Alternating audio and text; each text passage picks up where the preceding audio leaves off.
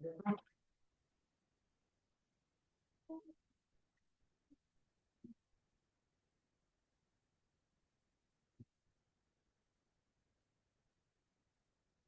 morning. Let's call the Lyon County Board of County Commissioners to order. Today is Thursday, April 16th, 2026.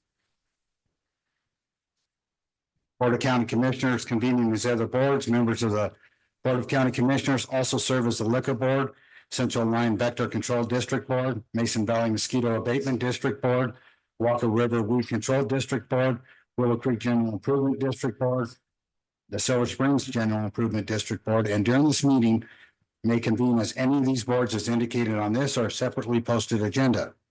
Note this meeting may break between 11:30 and 1:30 for lunch.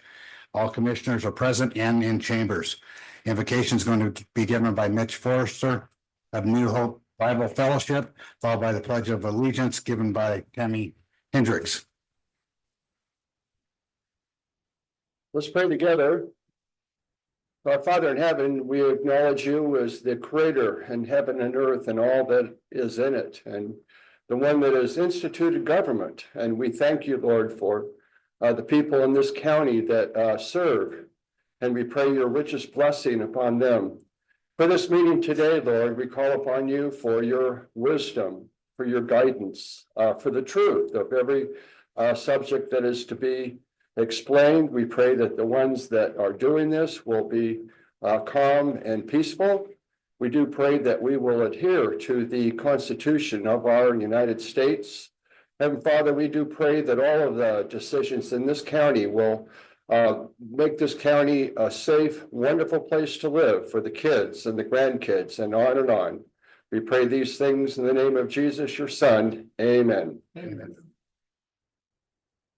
Pledge allegiance To the flag of the United States of America and to the republic for which it stands, one nation, under God, indivisible, with liberty and justice for all.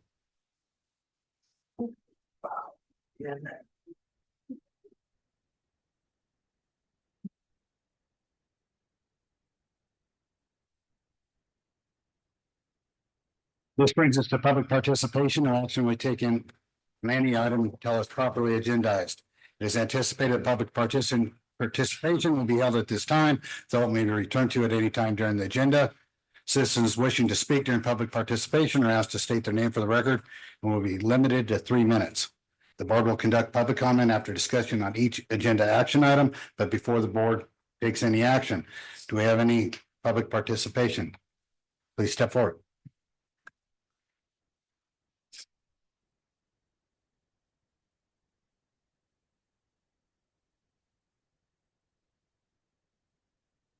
Robin Biggs for the record.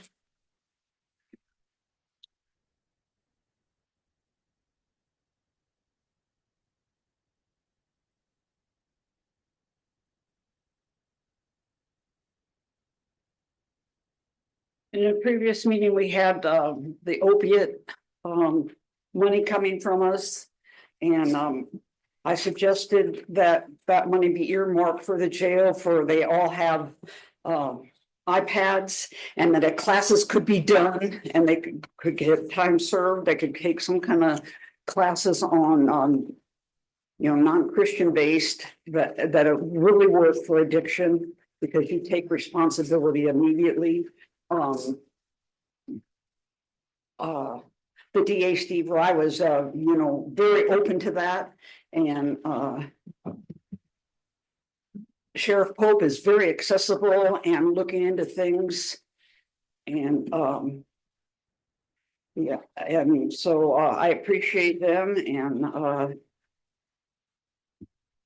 thank you for your time. Thank you. Is there any other public participation? Seeing none in the room, is there any online? Seeing none online, we're going to close public participation. Move on to number 5 for possible action, review and adoption of the agenda. Has everybody read the agenda? Any questions or comments? Is there any public comment? There's none in the room, none online. Bring it back to the board for a motion. to adopt the agenda as posted. Second. We have a motion by Commissioner Hendrick, second by Commissioner Casanelli. Those in favor say aye. Motion passes 5-0. Brings us to number 6, time certain at 9:00 a.m. for possible action. Presentation by Chris Molina of McDonald Toronto LLP regarding impact fees and provide direction to staff on pursuant of the establishment of impact fees within Lyon County. Who's presenting this? Mr. Molina is online. Oh, Hi, good morning. I'm not sure you can see me. It doesn't look like I can turn my video on here, but we got the presentation up anyways. So I'll go ahead and get started. So today I want to just walk you through impact fees, sort of what they are, how they work, and why Lyon County should be looking at this tool right now. So do we have, is the presentation up? Yes. It will be in just a second, and you can turn on your video too if you'd like. Sure.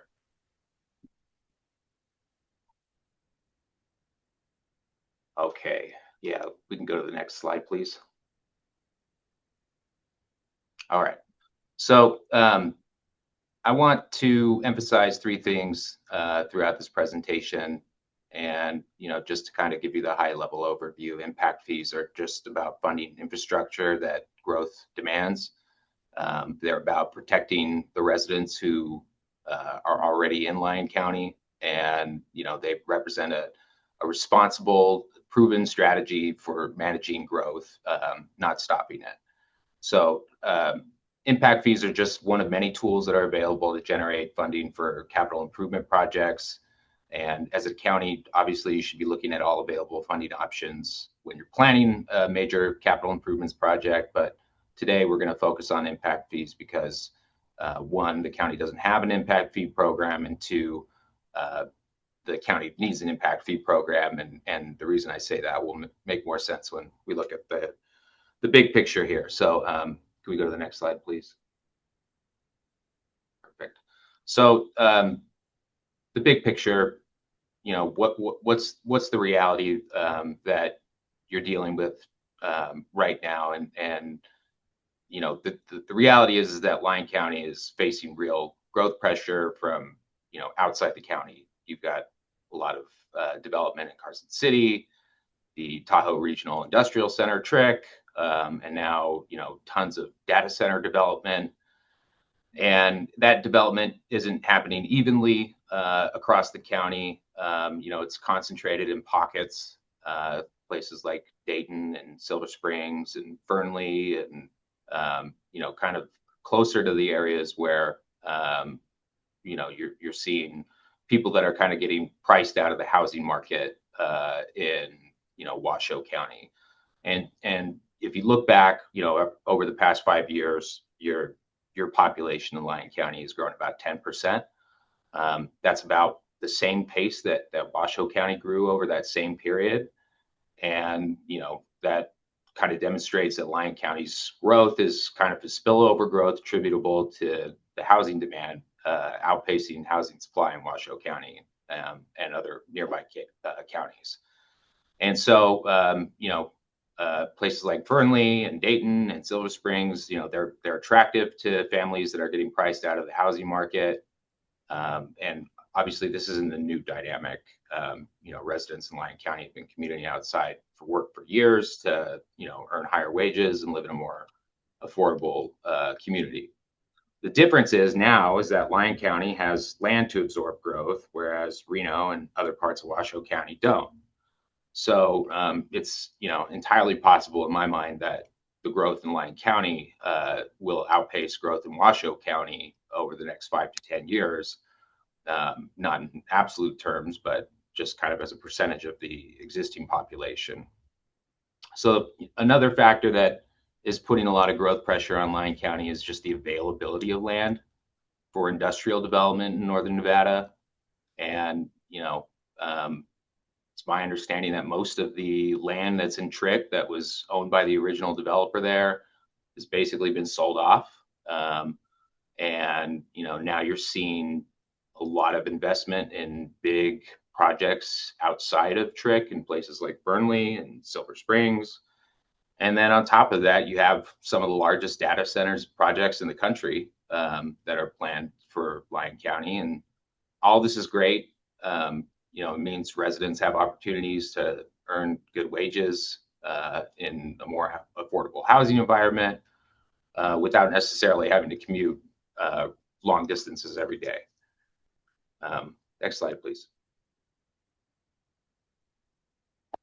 So the problem is that every new development, every rooftop, every commercial building needs roads, water, sewer, fire protection, all of the stuff that we just need to have a healthy and safe communities.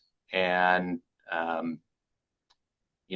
right now, without a dedicated funding mechanism, the cost of serving that new growth essentially falls on existing residents, either through higher taxes or declining service levels, right? If the fire department or the fire protection district has a larger area that it needs to serve and it doesn't have the additional staff that it needs or equipment, obviously the level of service is going to drop. And so existing residents are not benefited by that additional development. They actually bear some of the cost of that new growth. And so impact fees are a way to try to avoid that problem. And to be clear, there are a number of different ways that the county can raise funds for infrastructure.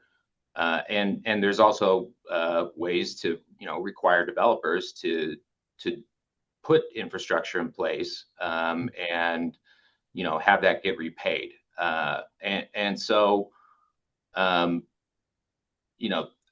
it's a balance. It's finding the right balance, but this is basically another tool that you have in your toolbox, and it's beneficial for both the community and the existing residents to kind of relieve them of that burden of new growth, having to pay for it.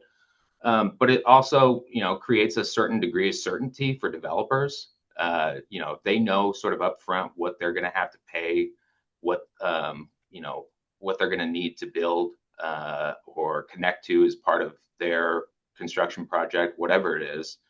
That gives them certainty to move forward without having to, get into basically, ad hoc negotiations when they submit an application, bring it into planning. Planning has to evaluate all of the impacts, kind of from scratch, and then come up with sort of a customized set of conditions of approval that, it can be a little bit of a challenge to kind of negotiate that with developers. It requires a lot of energy and, time and effort from staff.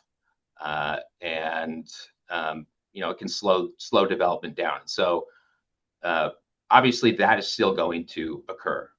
There's going to be a evaluation of a project's impact, no matter what it is, on a case-by-case basis. And the county's always going to have that discretion to require certain improvements to mitigate the impacts of a particular project.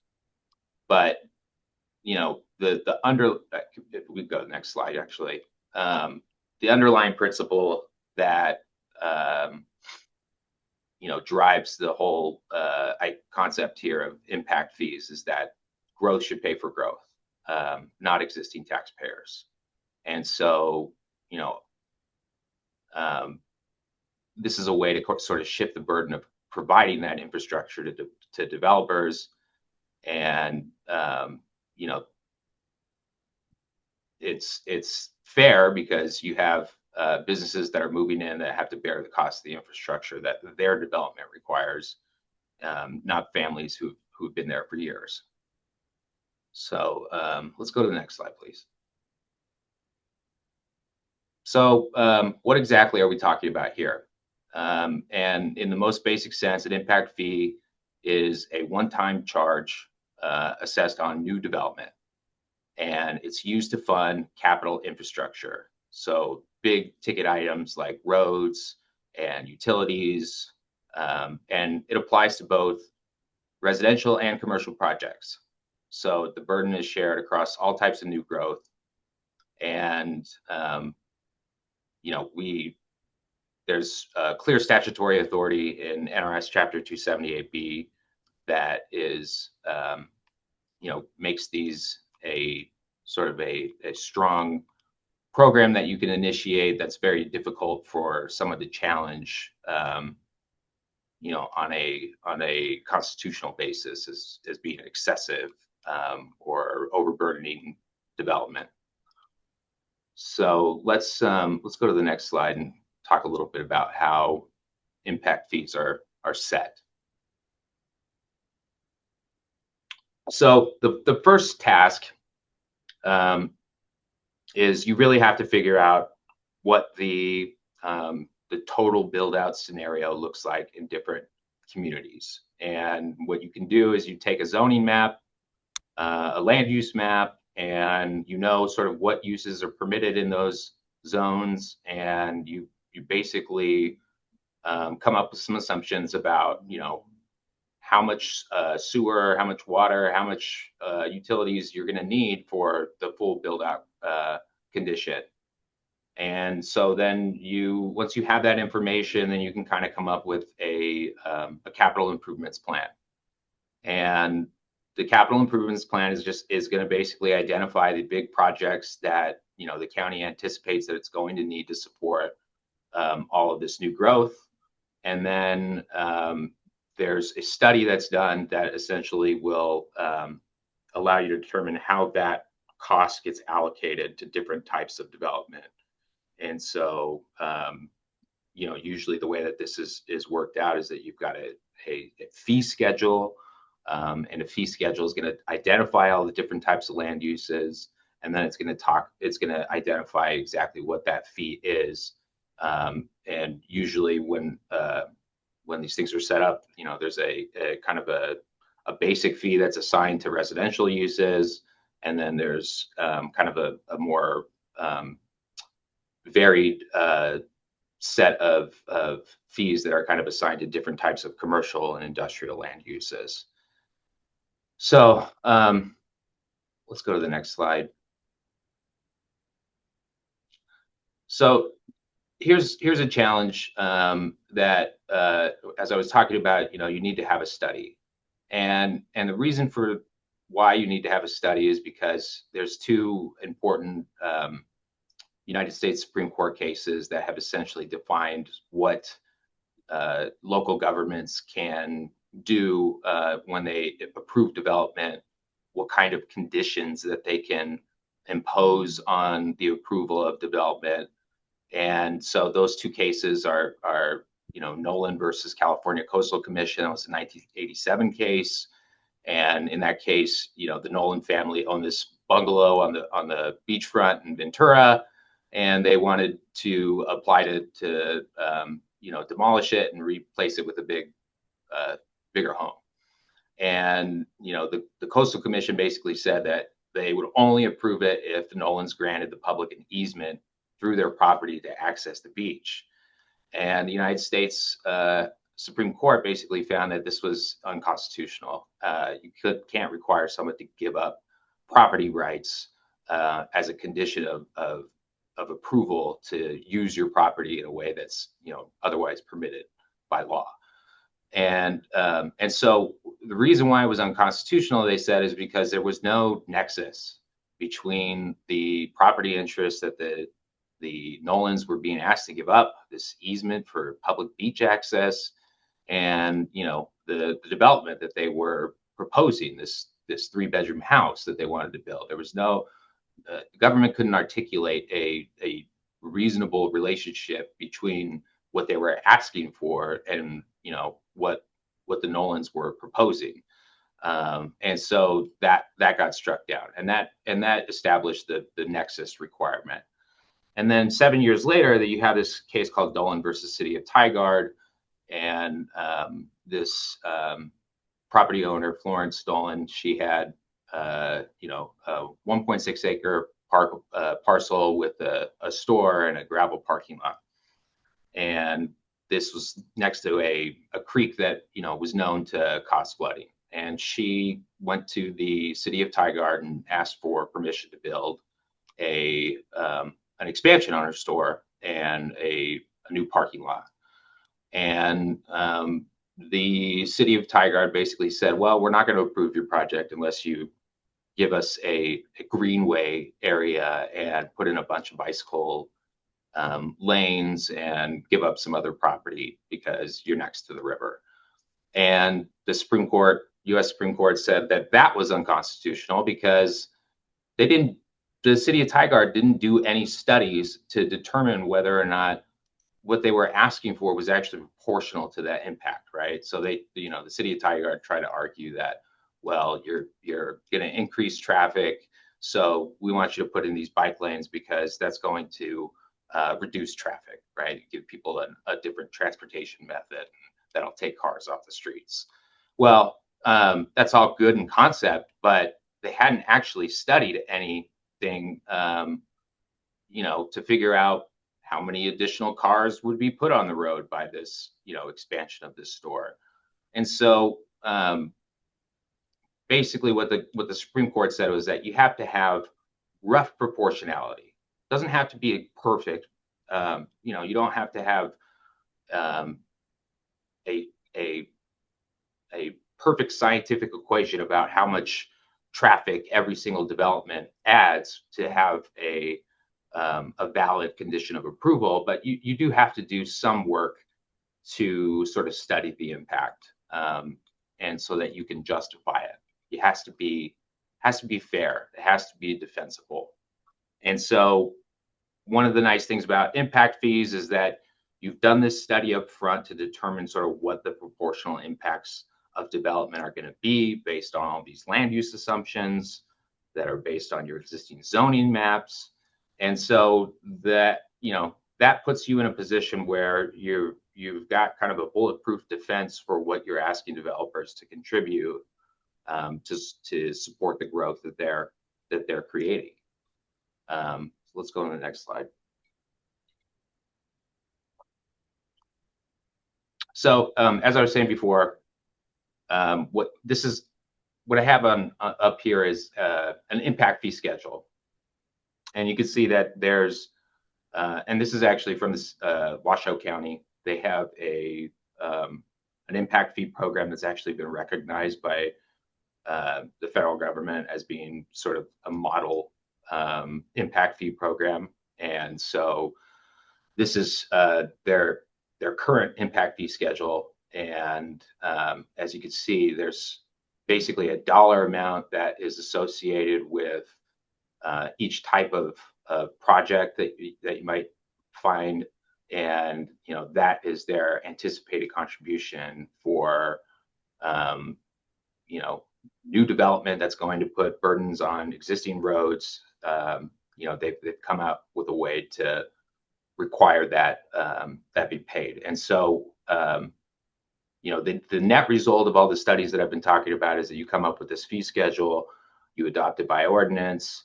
And then, anybody can go online and see sort of what the anticipated cost of having to build something would be based on this impact fee schedule. And, for Lyon County, I think it would make the most sense for the county to kind of look at different communities individually rather than trying to do an entire county-wide impact fee program.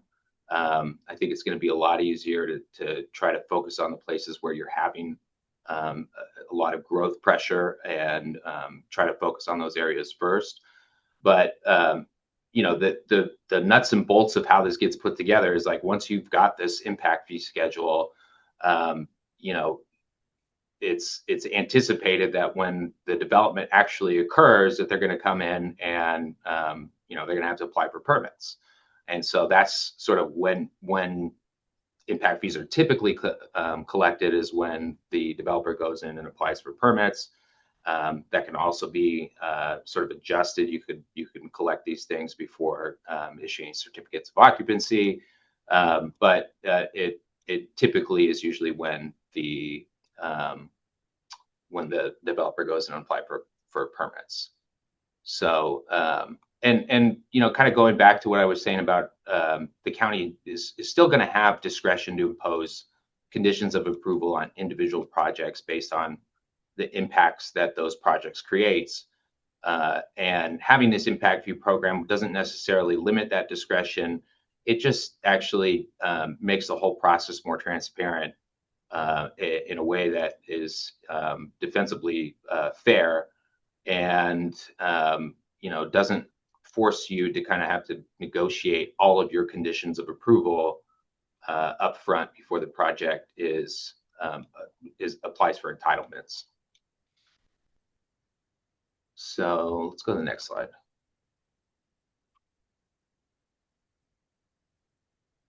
So how funds are used, it's important to note that this is only for capacity expanding infrastructure. You can't use impact fees to fix an existing piece of infrastructure. You can use impact fees to expand a piece of infrastructure. You know, examples of that might be something like, you know, wastewater treatment plant. You know, every time that you run out of capacity, you're going to have to either upgrade it or expand a capacity. And so impact fees can be used for that expansion, the incremental increase that's caused by new development. Roads are another thing. You know, you have existing roads that might be two-lane roads. You might need additional turn lanes. You might need turnout lanes.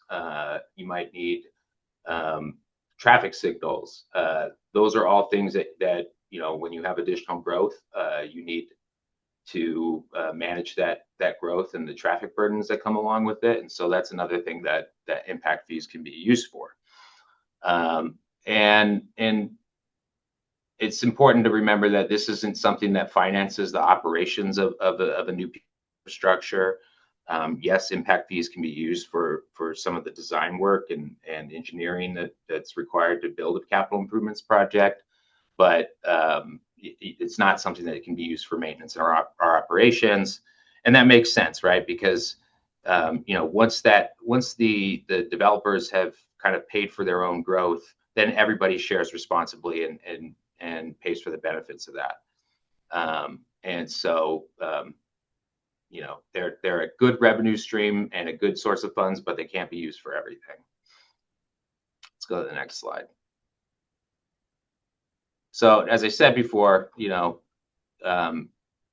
this is helpful because it protects existing residents, ensures that, you know, you've got a plan to bring new infrastructure online to keep pace with growth, and, you know, ensure that you have a way to maintain existing service levels for public services without any decline in the quality of those services. Let's go ahead and go to the next slide.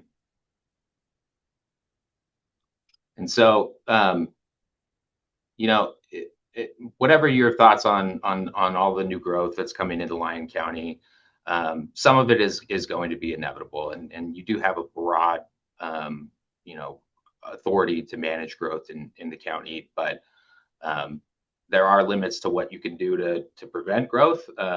People have constitutional rights to use and enjoy their property, and so you know, growth is going to happen in some regard, regardless of what you do. And so having an impact fee program in place means that you're necessarily going to have a capital improvements plan that's going to kind of look out 5-10 years. So it creates predictability for the community, for developers, and, you know, for, you know, what the plan is going to be in terms of how you're going to bring new infrastructure online. And this doesn't mean that you're going to necessarily, you know, have rural communities that are going to turn into urban communities. I mean, you're still retain the discretion to determine what types of land uses are allowed in different parts of the county. And regardless, it doesn't necessarily apply just to residential development. You know, it applies to all types of development. So let's go to the next slide. So Another benefit of impact fees is that these are fees that you can control. And today we're not asking you to adopt an impact fee ordinance. We're really just bringing this in front of you to kind of walk you through what the concepts are. But at some point, you can have these broader discussions about exactly what type of projects you think are important and how to prioritize them and where they should go. And you can always add new projects to that capital improvements list, and adopt new fee schedules and revise them over time. And it just depends on what you guys determine that the county needs. So let's go to the last slide here. And so, it's my understanding that what's being asked right now is really just for direction to staff, to start working on a capital improvements plan, and to kind of start putting together the nuts and bolts that the county needs to have in place to adopt an impact fee program, and to start looking at different impact fee studies that they can bring in. And we'll have to do these steps in order. And so the only one that we're really talking about right now is to give staff direction to kind of start working on an impact fee program. So I can answer any questions if anybody has questions, but that concludes my presentation. Thank you. Well, someone from the county to respond to a few things, and then I'll go to the board for some questions. But maybe you can explain what we already do to make growth pay for itself because of the different fees that we already charge. Sure. Andrew Haskin, Lyon County Manager. So I apologize. I probably should have gotten up and given a little introduction here to Chris. So Chris is our outside counsel that provides advice to us on different planning issues within community development. And so we've had several developers and staff and Chris have kind of brought up impact fees and suggested that it's something that we take a look and consider. And so we wanted to bring this item forward to see if there's an appetite really from the board to even take a look at that, or if it's something that we don't want to look into at this time. So currently what happens when a development comes in, I mean, it's kind of like Chris said, I mean, we take a look at what the impacts of that development are specific for that development, and we usually condition that project to make sure that those impacts are being addressed. We have connection fees for sewer and water, obviously, that go to pay for sewer and water infrastructure, and then of course the developer has to put in all of the necessary infrastructure for that project, so the water, the sewer, the roads, all of that. So I think that hopefully that answers your question. I don't know if there's something else. So basically, like parks, we have an impact fee on the parks for what they're going to do for that.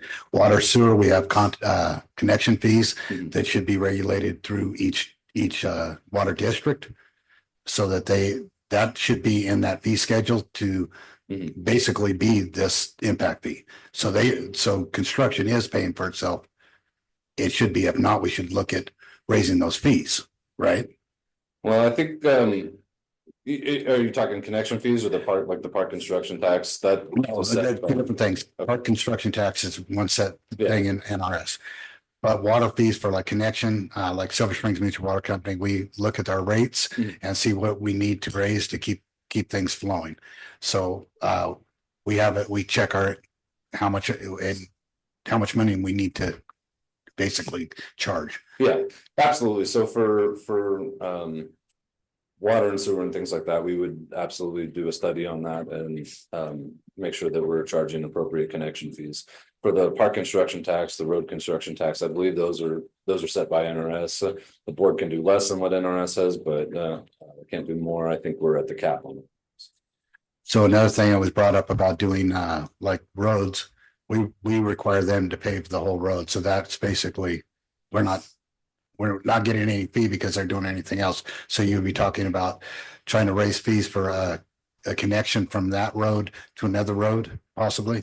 Yeah, potentially. A good example of something, where something like this could come in handy was, like the second bridge in Dayton. Or, you know, a new road that needs to connect on, to that or to, a development.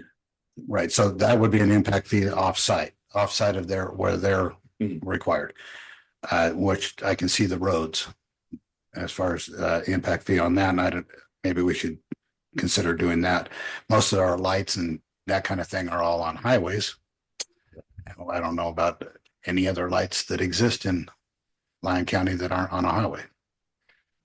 Yeah, I, maybe in Fernley there might be some, but I think That's those are highway. highway too. Yeah, I agree. And typically, again, you know, when a developer comes in and they provide their traffic impact study, it says that it's gonna require light at this intersection. It would be on the developer to pay for that. I'm not sure that that would change under this type of program. But you know, it kind of depends on how it was set up if the board wanted to go in that. Because when they do a subdivision, we can already require on the traffic study. Correct. To do so. So the only thing that impact fee that would change anything right now would be actually the extension of a road. Mhm. And that's about all I could see. So I'll bring it to the board, and any questions for, start with Commissioner Jacobson. Yeah, just a few things. I think we all agree new development needs to cover the cost of new development, and sounds like a lot of that is already being met, but I know some, and I don't know where this fits in, but some companies coming in have waived any and all abatements and paying fair share right out of the gate. I don't know. Is there an impact fee that, I don't know if we look at adding some impact fee to those that aren't waiving their abatements. I don't know if we can do that. We'd have to look into it. But I would imagine probably not. I don't know that you can pick and choose who pays that, but it's something we could explore. And I think we all hear that emergency services needs additional funding revenues from this growth. Now, we can't ask for kind of the service of that. I know in Fernley, one of the developments, I believe, built a fire station, but they didn't staff it, which it sounds like from the Supreme Court, they can't require that. Right. And I don't know if they supplied any of the fire trucks or ambulance that goes with it. It just basically the shell. So I'm not sure, you know, what to say there other than I know emergency services. When we expand, it does put a strain on what they can and are doing. Some of these are just comments, and I'm just thinking out loud, but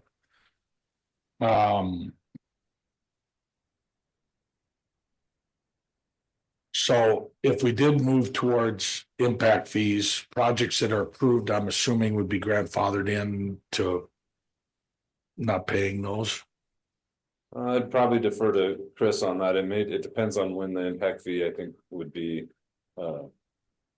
collected. So if it's at the time of building permit. So it would depend on how the entitlement package was improved. But for the most part, that would be correct. You know, a project would come in and if they apply for, let's say, you know, a rezoning or special use permit or conditional use permit, you would, there would be some time normally between when they get that approval and when they go and they submit for building permits. So, you know, technically they would have their entitlements, but they wouldn't necessarily be grandfathered in per se. They would still have to pay that fee. And you know, that's another kind of interesting thing about how this works is, you know, staff spends a lot of time looking at all the impacts of each project that comes in, and they look at what infrastructure needs to come along with that. And sometimes, you know, the solution is a regional infrastructure solution, and specifically, you know, we're talking about flood control and drainage and things like that.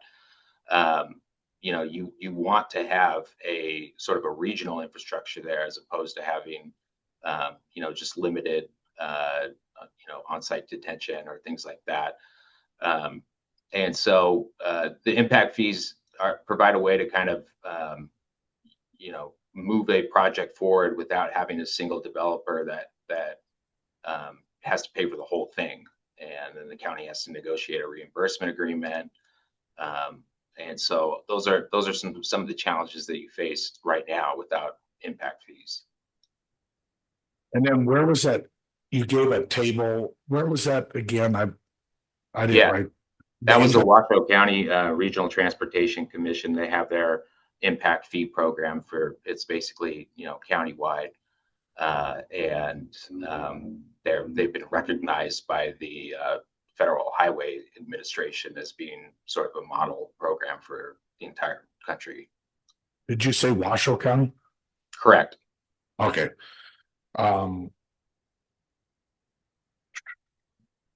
And I actually negotiated the development agreement in Fernley for the city of Fernley regarding that fire station project. And you know, that has been a big challenge in the city of Fernley, is trying to figure out how to expand the level of service there. And we actually are looking at impact fees in the city of Fernley to help fund, you know, equipment purchases and other things that will hopefully take a little bit of pressure off the budget and allow for some additional staffing. Right on.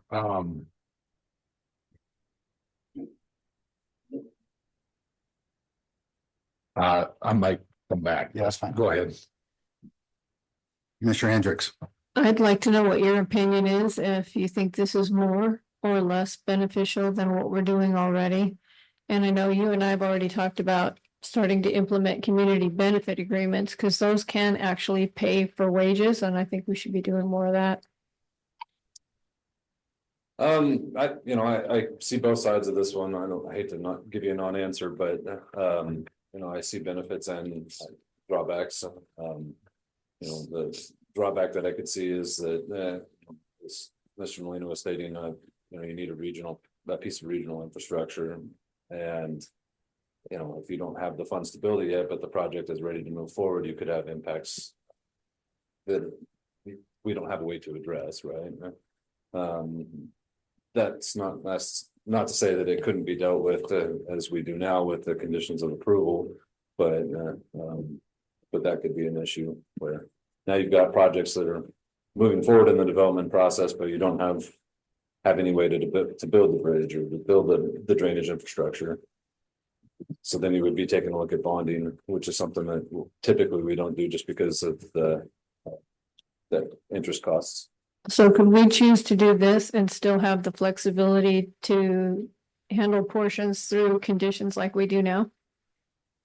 I'd have to defer to Mr. Molina, but I believe so. Yeah, that's correct. And in fact, that is often a lot of the way that it is handled, is that, you may have one developer that's proposing a very large development. And, let's just say that their traffic study says that, they need to put in an extra lane on a highway or something like that. And, but it says that, that highway is not going to be needed until the development project is completed. And in the meantime, you're going to have tons of additional truck traffic from construction and other issues like that. And so how do you can't force that developer to put that additional lane in before the traffic study requires it. But what often ends up happening is that, developers, they want to be helpful sometimes. And you can tell them that, hey, we can have you pay for all of this up front, and we'll have an impact fee program. We have an impact fee program in place where we can add this to the capital improvements plan. And, we can reimburse you for what's beyond your proportionate share out of those impact fees. And so that's an example of where you're using, your power to condition approval to negotiate a situation where you have the developer that has the means to fund the infrastructure up front, And then you use the impact fees on the back end to sort of reimburse them for what they're contributing in excess of their proportionate share.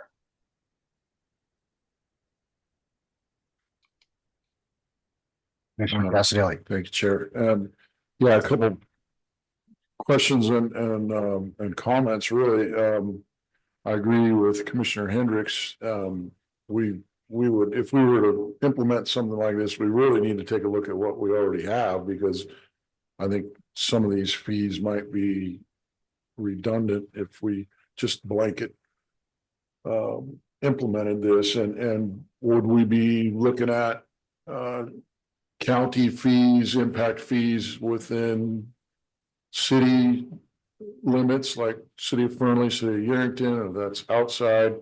How would we set up the regional districts and the impact districts? And I'd really have some concerns with the example that we saw in Washoe County, the impact fee for a single family home at 6,000 versus a school at like 2,000 or 4,000 it was. I don't know how that calculation worked, but definitely would be in favor of a more comprehensive capital improvement plan, and then looking at some of those being added to a list of potential fees that we could charge or implement, but it would have to be looked at as far as what, districts, whether it's Dayton or Stagecoach or Silver Springs, how those fees are going to work in each of those much different areas. And whether or not it's a blanket fee for the entire county, and it's and how that translates to more rural areas versus the more suburban areas. There's a lot to it, more than just. Yeah, I mean, you kind of hit the nail on the head with the fact that each area of the county is very different. So, I mean, I wouldn't envision something that was a blanket across the board, because you're really going to have to base it based on the capital improvements that are needed in that community. And so there will be quite a bit of work to set something like this up, but like I said, I can also see the benefit side of it too. That's it. Commissioner Arcaday. Yeah, I can see the benefit, but I also need to see, as we talked about up here, where do we need it? Okay, so we're here looking at the possibility of directing the staff to do more research. Say, we don't have a problem with these fees already covering what we need, but we don't with as we say here, the extra growth, different areas where growth pressures are on the county. What do we need? And if it's not covered, then I think it needs to be brought back to the board where you say, yes, we need this capital improvement plan because we're falling short because of growth. Right now, we're covering a lot of the stuff already. If that's the case, why did this come up? Why do we need it if we're already covering everything with fees? Mm-hmm. So where do we need fees, and are those appropriate and legal? So I would say we direct staff to get us some more information to compare what we have and what we need. So I've got a couple things. One, so we already require growth to pay for itself through everything that we do, and everybody, some people out there are saying that we've got to do this so that growth pays for itself. We're already doing that. But if those fees need to be raised, I think that each of those departments need to look and see if the connection fees have to be done, that kind of thing. I did want to ask about septic tanks, because those are just temporary sewer systems, and it always comes back onto us down the road. When we permit those, is there a fee that goes into that for future because of having to hook up to sewer later? No, they would pay the connection fee at the time of connection, and you wouldn't want to collect it in advance, because then my opinion is you probably wouldn't want to collect it in advance, because if they did it now but they don't connect for 30 years, a dollar today is worth a lot less than Right, but collecting nothing because of it always comes back on the county because of nitrate problems, right? And then we have to go out and figure out how we're gonna hook up everybody at the same time and go for a government grant or something else. And so that's what I was wondering if that's a possibility, on those. I can, I could see where, flood control definitely would be a regional thing. And also with, connecting roads, getting in a main big area like Dayton right now to get a ring road going connection before those individual ones actually built, because they can build to the end of their thing. But how can we get that off the highways? But other than that, we already do it all. And so we're basically looking at something we might need in the future, but we haven't needed it yet. Is that, have you seen a spot where we should have been raising money? Well, again, I mean, it depends on the infrastructure and what the county wants to see. You know, if you're taking a look at that ring road or the bridge, for example, I mean, that an impact fee would be helpful for that. Mr. Fuller's got Oh, good. My next thing was about taxing districts, so. No, Josh Foley, Lyon County Comptroller for the record. I can think of 3 spots that the board could have done this previously and had some money saved up. One would be for the bridge in Dayton.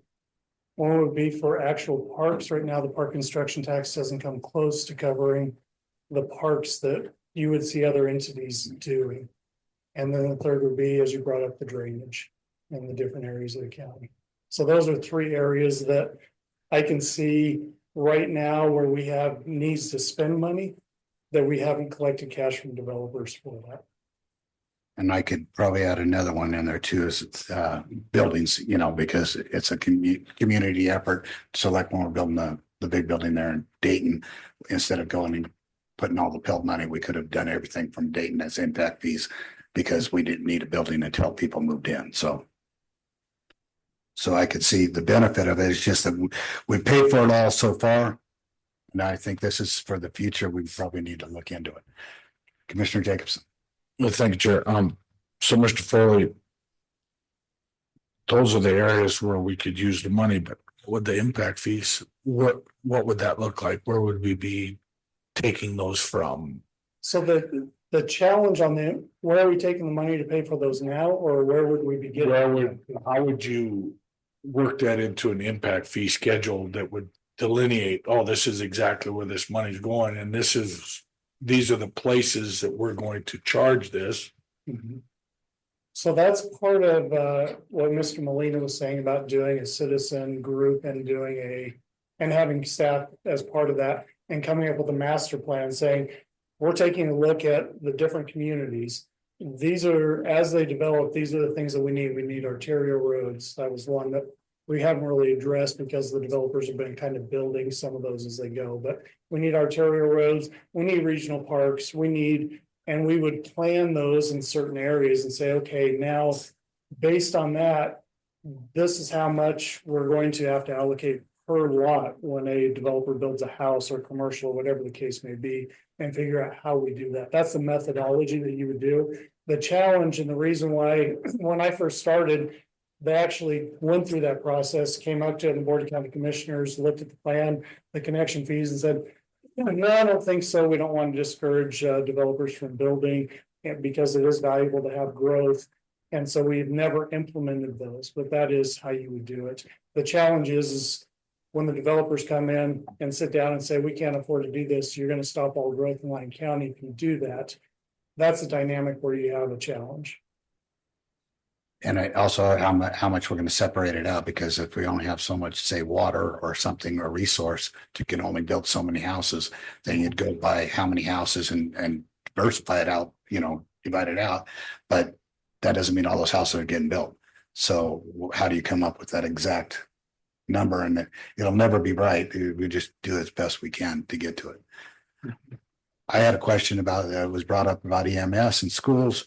They're on their own taxing district. How does this work with them? So you would include them in the discussion as well. That's correct. They are their own taxing district. The tax is based on the properties that are built, but the impacts happen when they build the houses. So it's kind of you get both of those. Usually impact fees for fire districts, I think you can do for buildings, but not necessarily as much the equipment in those. Don't quote me on that. I'm not the expert. That was my recollection. The school districts, you can take a look at saying, hey, we need to have some type of impact fee for that and work with the schools saying, when this happens, based on the students, we need to build a expansion to a school or a new school and have that as part of the discussion. Now you're always on the other side when the developer comes in to write a check, they're gonna be like, you know what, I think this should be covered by taxes, not by impact fees. And that's where you have the planning where you go through that process. Yeah, especially since they have existing schools and add more to the classroom, what is the demand, but they're going to receive more per student.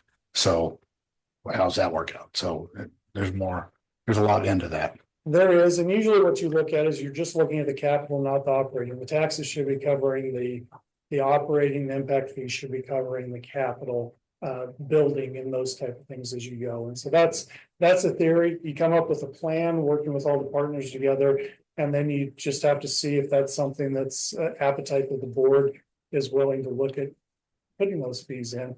Last time we did this, and keep in mind that's been 22 years ago. The appetite wasn't there at the time to put in some of those fees.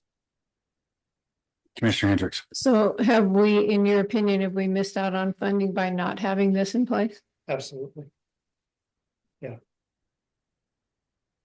Again, did we get more growth because of it? Potentially, but then I'll give you an example. I just went on a trip to visit my newest granddaughter. It was her first birthday in Utah. There are parks, large parks all over that they fund through those type of things where we don't have that mechanism. And so I drive through Dayton, similar size city, and we have Mark Twain Park and a couple of little pocket parks, but not as much. Now, that's a double-edged sword. Once you build it, we have to be able to maintain it. And so that's the other challenge that we run across too. Any more questions from the board? I'm going to go to public comment and then come back before we decide what we're doing. Any public comment in the room? Go ahead and step forward.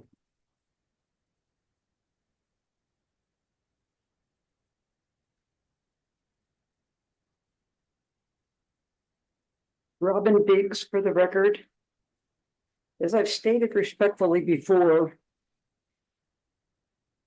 at the county commissioners meeting and at City Hall, it seems as if this slide presentation should be available at the time of the agendas as backup material, so that you had time to talk to the controller beforehand.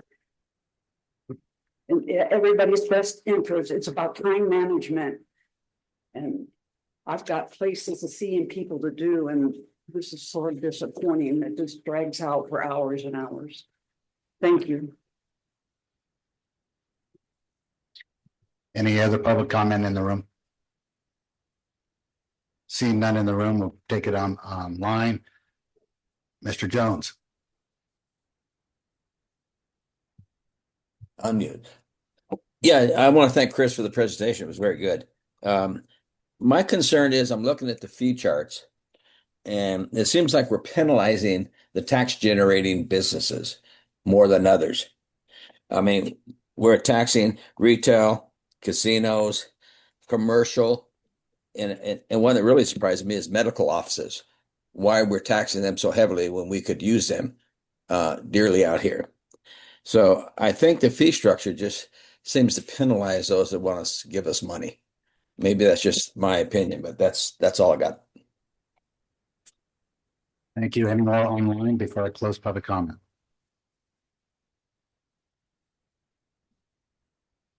And none, I'll bring it back to the board for direction. I think it brought up more to me, some more clarity. I'd like to see it come back to the board, but I do want to see maybe what a flood control plan, the road plan, how that would be dispersed, a little bit more talk about those individual things and buildings. And can a developer decide not to pay, like say pave that road to nowhere because it connects, and apply that same amount of money into the construction, into the impact fees, like a percentage? Is that available? That's a good question that we'd have to get answers on, and I want to thank Mr. Foley for stepping in. I actually wasn't really part of preparing this presentation. I know we had a meeting on it a while ago, so if I don't seem to have a lot of the answers on this one, that would be why. But we can certainly bring information back. Me personally, I'd let the board talk. I would, before I gave my direction would be to bring back this same thing as an agenda item, with a little more clarity on what we just talked about, what our questions were, and what that would look like. I'd let the board, Commissioner Jacobson. Thanks, Chair. I'd like to get some feedback from some of our special districts, emergency services, take from the police as well, on what this growth is costing them and the challenges it presents. And then, as a developer should, they're going to pass a lot of this stuff on to the purchaser or whatever, but affordable housing in Lyon County is kind of it's really not there. And so taxing, so that fee schedule that we looked at, for example, on single family residential, that's just going to add quite a bit more cost. If we adopt something like that, it'd just continue to place those single family homes at an even higher price, and a lot of the businesses that we're bringing in are hourly wages. And I don't know what the breaking point is on affordable housing and just kind of talking cheap. So. Commissioner Hendricks. I agree that we really need more information. I don't want to miss out on any funding opportunities, because I really believe development should pay their own way. But I do think we need to have a more robust presentation, and I do think that the input from fire districts and other entities would be very helpful too. Commissioner Castanelli. Thank you. Yeah, I would agree. We need to have some more presentation on this. We're looking at potential of adding several thousand homes over the next few years countywide, and definitely there's impacts there. But I want to say that when we start charging impact fees and earmarking those for things like drainage and bridges and frontage roads, the expectation is that we're going to be putting in bridges and frontage roads and fixing drainage. So that's my comment. Commissioner Hockaday. I'm ready to make a motion. Okay, I do want to state again that we have been making them pay. I want them labeled out that they haven't been paying their fair share. They have. We're just coming up with new challenges, and then we should probably address. As far as affordable housing, my opinion is affordable isn't obtainable, and subsidized are all three different things. And so when we talk about the need for housing, if you look at affordable, we are probably $100,000 less than Reno for a standard home. So we are affordable in the region. I don't want to not say we're not. I think we got developers that are building good products right now. So I'll entertain a motion. Yeah, I'll move to have staff take steps for developing a capital improvement plan by bringing back to the board more information on comparison of what we have and what we possibly need for those areas where we have growth pressures in the county. You have a second? I'll second. We have a motion by Commissioner Hockaday, seconded by Commissioner Hendricks. Those in favor say aye. Aye. Motion passes 5-0. So just bring it back on your own time. Brent. And thank you, Mr. Molina. Thank you.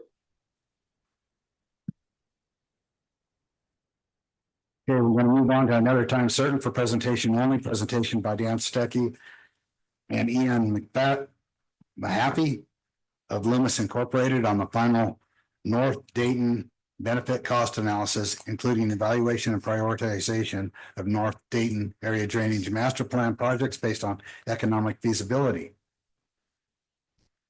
Good morning, Commissioners. Dan Stuckey, Director of Engineering with Loomis and Associates for the record. I'm joined with Ian Mahaffey, our Senior Engineer at Loomis and Associates, and we're here to talk to you about the North Dayton Valley Storm Drain and Basin Scoping Project. As you can see, Loomis, we were the lead on this project, but we were joined by project partner Jay Fuller. And then you can see the other stakeholders that were involved, obviously, including the Lyon County staff. And kind of before I move on, I just want to say what a pleasure it was to work with your staff. Gavin Henderson was our direct contact, incredibly helpful. Dustin Homan drove us out to many sites, and the knowledge that guy has in his head of historical flooding in this county is pretty impressive and was very helpful. And then Sean Sinclair really helped us with a lot of utility stuff. So just excellent. They had just great contributors to this project. So I wanted to point that out before I move on. Next slide, please. So a little project background kind of before, and I'll kind of give the introduction, and Ian will dive a little deeper into what we did, and then obviously open it up for questions. In 2019, another project through the Carson Water Sub-Conservancy District, which I know Lindsay with CWSD is in the audience as well, funded a area drainage master plan for the North Dayton area. And you can see the project kind of limits study area there. The blue is the watershed for that North Dayton area. The southern part of the watershed is the Carson River, so that's why the line's a little squiggly there. And then you can see obviously US 50 kind of bisects that, and then State Route 341 goes north to Virginia City on the western edge, and then the orange line is the county line. So you can see Story County and Lyon County were major stakeholders in this project. Definitely great to work with both of them as we evolve this. I think the commissioners probably know the historical flooding issues that happen up there. Some pretty significant events in the last 10 to 15 years, but I know beyond that as well. And really there's, risk to homes, just overwhelming the infrastructure, the storm water infrastructure that's in place there with some of these significant events that happen. It results in closures of local roads. And you'll see, I think on the next slide, we have a picture of kind of a road being inundated with flooding. But impacts the local roads, even the Highway 50, which I know you guys are aware, I think 5 years ago, they had to shut down a portion of that. So major impacts to the traveling public from flooding events. And then it often leaves a mess to be cleaned up, obviously by Lyon County and Story County staff, where sediment is all over the place. Drainage channels are filled with sediment, culverts are plugged. So the 2019 area drainage master plan, that was at a very high level. It identified about 50 plus projects, 40 to 50 projects at a very conceptual level that could help mitigate and improve flooding in this area. So those could be projects such as, major infiltration, detention, retention basins, roadside ditches, culverts, subsurface storm drain systems, a variety of options there that were identified as part of that plan. You go to the next slide, please. So what this project did was kind of take those 40 plus projects and try to filter those down to projects that we felt were great projects moving forward that met a certain kind of threshold criteria, which Ian will go into a lot more depth on. Obviously, all of our stakeholders were partners in kind of developing that evaluation criteria, but getting some projects where they would consider, cultural, environmental impacts, costs, benefit cost analysis for FEMA in case down the road we wanted to take these projects, or the counties wanted to take these projects forward and seek federal funding grants to build them. We looked at that and then a multitude of other screening factors, which again, Ian will go over in more detail. So at the end of the day, the hope was to take, a few projects forward to that kind of 60% design level. So they could be kind of on the shelf, ready to go and be really serve as the background for some of those future grant pursuits, or just possibly built by the respective counties if they had the funding sources to do that. Next slide, please. Here's the funding structure. This was a BRIC grant, which is the building at the time, the Building Resilient Infrastructure and Communities grant. It passed through CWSD, which we always love working with Lindsay and the team over there. And then, of course, I mentioned the design consultants doing this in J.E. Fuller and that moving forward into the project. Next slide, please. So I'll go over kind of our high level approach of how we kind of attack this, and then Ian will get in a little more depth. We broke it up into basically two phases. So as I mentioned before, we had 40+ projects from the AD&P. And we wanted to quickly filter out that using a bunch of screening criteria to get kind of those best set of projects that were left over, where we felt might be worthwhile for the respective counties to move forward. Phase two, once we'd established those projects, was to pick a couple of those projects that, again, were the best of the best to hopefully move forward into that 60% design phase, as we discussed earlier. And then the deliverables were a phase one, a memorandum summarizing that phase one feasibility and screening study, scoping design report, and this is all in the board packet, scoping design report, which basically is a report that if this project were to go forward from 60% design to final and be built, somebody could take that report and know the background of the project and what would need to be done to move that forward project forward to completion. There's cultural and environmental assessments included as those deliverables, opinion of probable cost.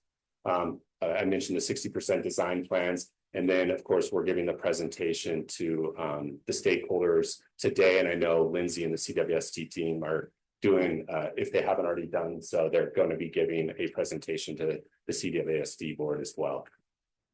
Can we go back to that one? Yeah. So just from my knowledge, do we consider this flooding or just temporary melting runoff that's natural just about everywhere? It's not at the base of my driveway after almost every time it rains, and it's gone within an hour or two. Yeah. So this is significant flooding issues, not necessarily. I refer to it as like nuisance drainage, that not that problematic. This is significant flooding that's coming from basically the foothills up in Virginia City, coming down through the canyons, coming through the neighborhoods there. So is that what I'm looking at there, or is that's probably partly part of a more regional event is what I would say. That picture's a little deceiving because you see the snow and there, but no, these are what we evaluated was more significant, almost regional type drainage issues that are coming through that area. I'm going to hand it over to Ian to kind of dive a little deeper. Thank you. Yeah, again, Ian Mahaffey with Livingston Associates. I do want to clarify that the events that we're looking at are events that create a burden to the county or the counties in this case. And maybe it's not necessarily risk to life, but also just risk to maintenance crews that it takes a lot of money to go and clean out these streets every time it rains or, big snow melt event, that kind of thing. So we did, like Dan said, 2 phases with the selection criteria. And the reason we did this was because we wanted to maintain a funding constraint and a couple other constraints. And so we reevaluated the projects that they looked at for the original area drainage master plan. So the first phase was we wanted to keep the cost under $2 million approximately. We excluded the projects that were recommended to be excluded from the original area drainage master plan. And then one of the big ones is we wanted to make sure that the project that we built could act independently from other projects that were proposed. In this case, specifically the Mark Twain area, there was about 6 or 7 projects that ran in series, and it would be difficult to build one without the others without creating adverse effects.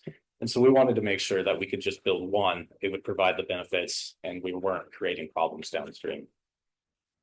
The And then another thing was we wanted to make sure that the project that we identified was benefiting the developed areas, not the undeveloped areas. And this, maybe kind of goes back to the impact fees, I think, a little bit. We didn't want to provide a big benefit to someone who's going to develop their property. That is a little bit their responsibility when they come to do that later. Next slide, please. The second phase of the project for narrowing it down, which the first phase brought it from 40 projects down to 6 projects. And then to get the 6 projects down to the project that we wanted to select and move forward with, we used these selection criteria. So we went with project cost, the risk of adverse flooding impacts. So was there any changes to the flooding impacts on a different property that wasn't there before? Buildings benefited by quantity, weighted flooding reduction, how many parcels were brought out of this flooding, existing developments versus undeveloped areas, environmental documentation triggers such as impacts to endangered species, land acquisition requirements where we're going to need to get public easements, acquire right of way, those kind of things. Road flooding hazards, were we reducing flooding in different sections of roads? County specific impacts, we wanted to make sure that we were benefiting both counties, Story County and Lyon County.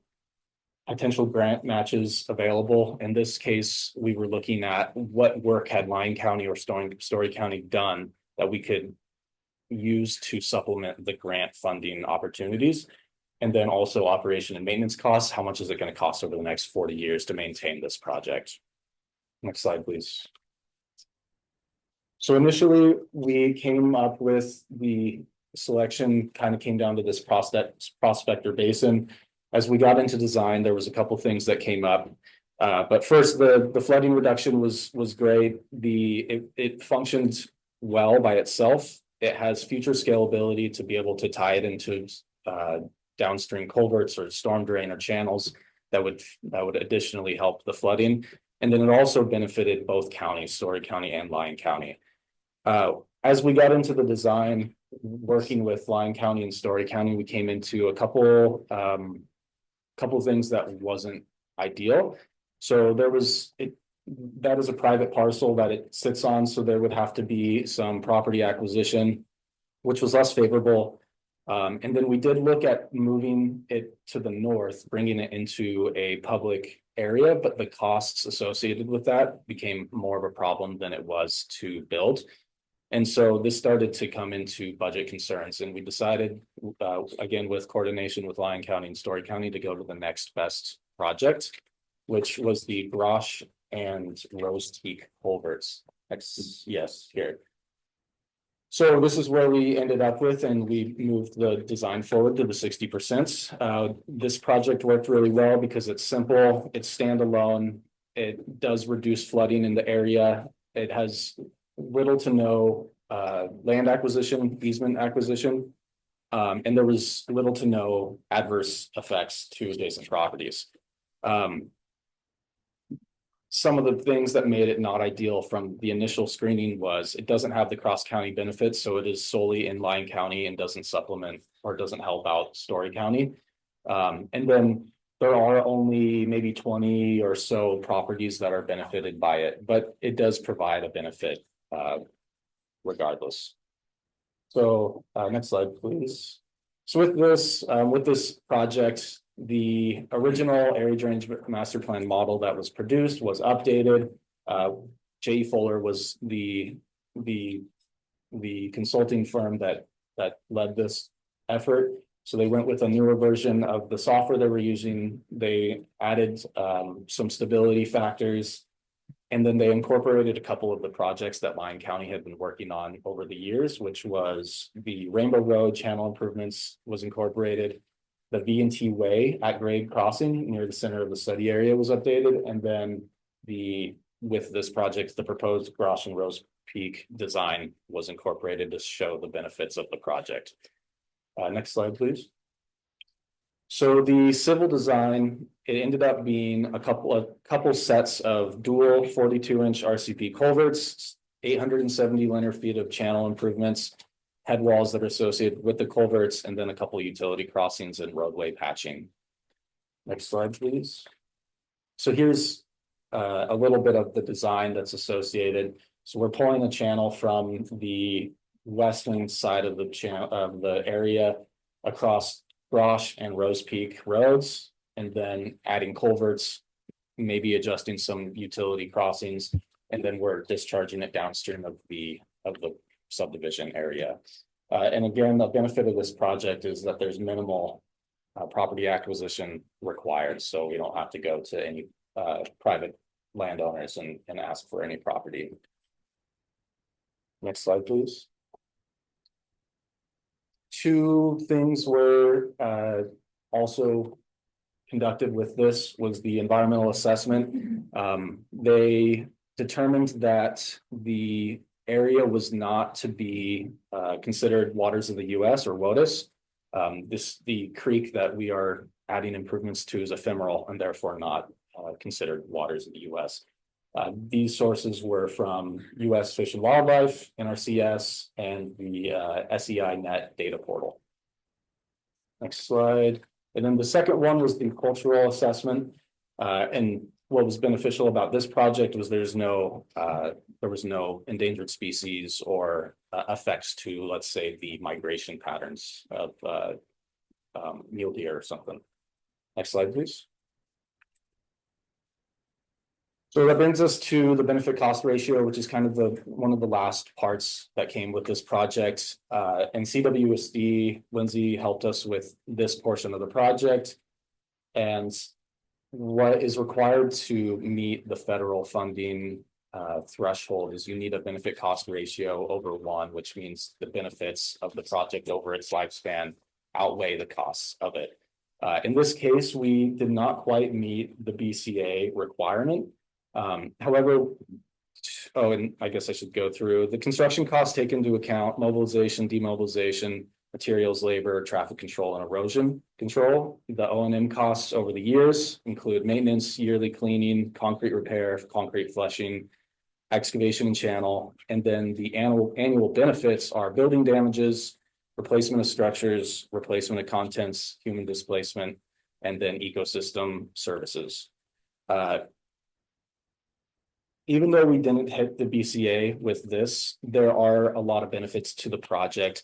And over the years, the BCA requirement through the federal government does have leniency. And so there is a possibility that in another time, the FEMA might consider this project for funding. Next slide. So this is this project, again, is still a great project, and it may not meet the threshold for federal funding at this time.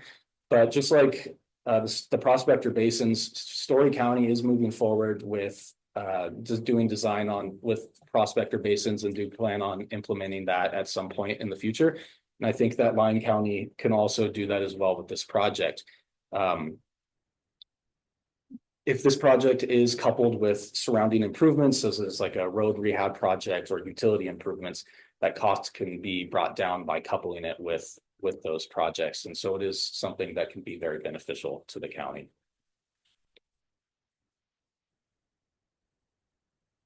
So that's the whole presentation I have. So again, Ian Mahaffey, Liz Dan Stuckey, and are there any questions? I have some for my staff, but go ahead, Commissioner Jacobson. Thanks, Chair. So when you showed us the construction costs of 700 and some thousand, is that outside construction company or is that in-house county staff doing that? That would be hiring a contractor to do that. Okay. Yeah. Any other questions? I just like to comment that obviously the culvert upsizing is kind of low hanging fruit really, but something we definitely need to do. But I like the idea of the Prospector Basin because we've already identified that a lot of NDOT's culverts and box culverts and those are undersized, and we can upsize all all of our culverts all day long, but the water's still gonna get to the highway and back up. So I think the idea of the basin is gonna help to slow that down a little bit. So I really do think that would be the better way to go, but that's just my 2 cents. Any other questions or comments? So I had a couple, one as far as the going for these grants. Is this under the old policy with FEMA? Because they were talking about doing new pre-flooding policy? Yeah, so the selection criteria was established around mid 2024, I believe. So at the time, there was the BRIC grant was available, and I think that's the one that has the BCA requirement of one. Yeah. And I know that that was shut down over the last year and a half, but they did just reopen that. But the focus has been more towards implementing flood control practices, whereas this is more of a study. Okay, he asked my question, and that's what the highway, what, if any of this is gonna impact the highway, and do we have any say in that? Because The Prospector Basin would reduce flooding in a very small, almost insignificant way. That basin was way up and close to where the mountains kind of open up into the valley. By the time you get down into the highway, the benefit is kind of intermixed with so much of the other sources of runoff that it kind of isn't making a huge deal. There is a small reduction, or I should say, there is a small change in the flow patterns with the Rose Peak culverts because it is kind of funneled into one place. But again, the downstream of the project is kind of an open field, and so it distributes, and kind of the timing of the runoff kind of ends up being about the same. So there's not too many negative impacts. our emergency management. Taylor Allison, Lyon County Emergency Manager for the record. I just wanted to expand on the BRIC grants. So those are currently opened. The federal courts took action that the BRIC grants should be available to the communities. So they're currently open to communities.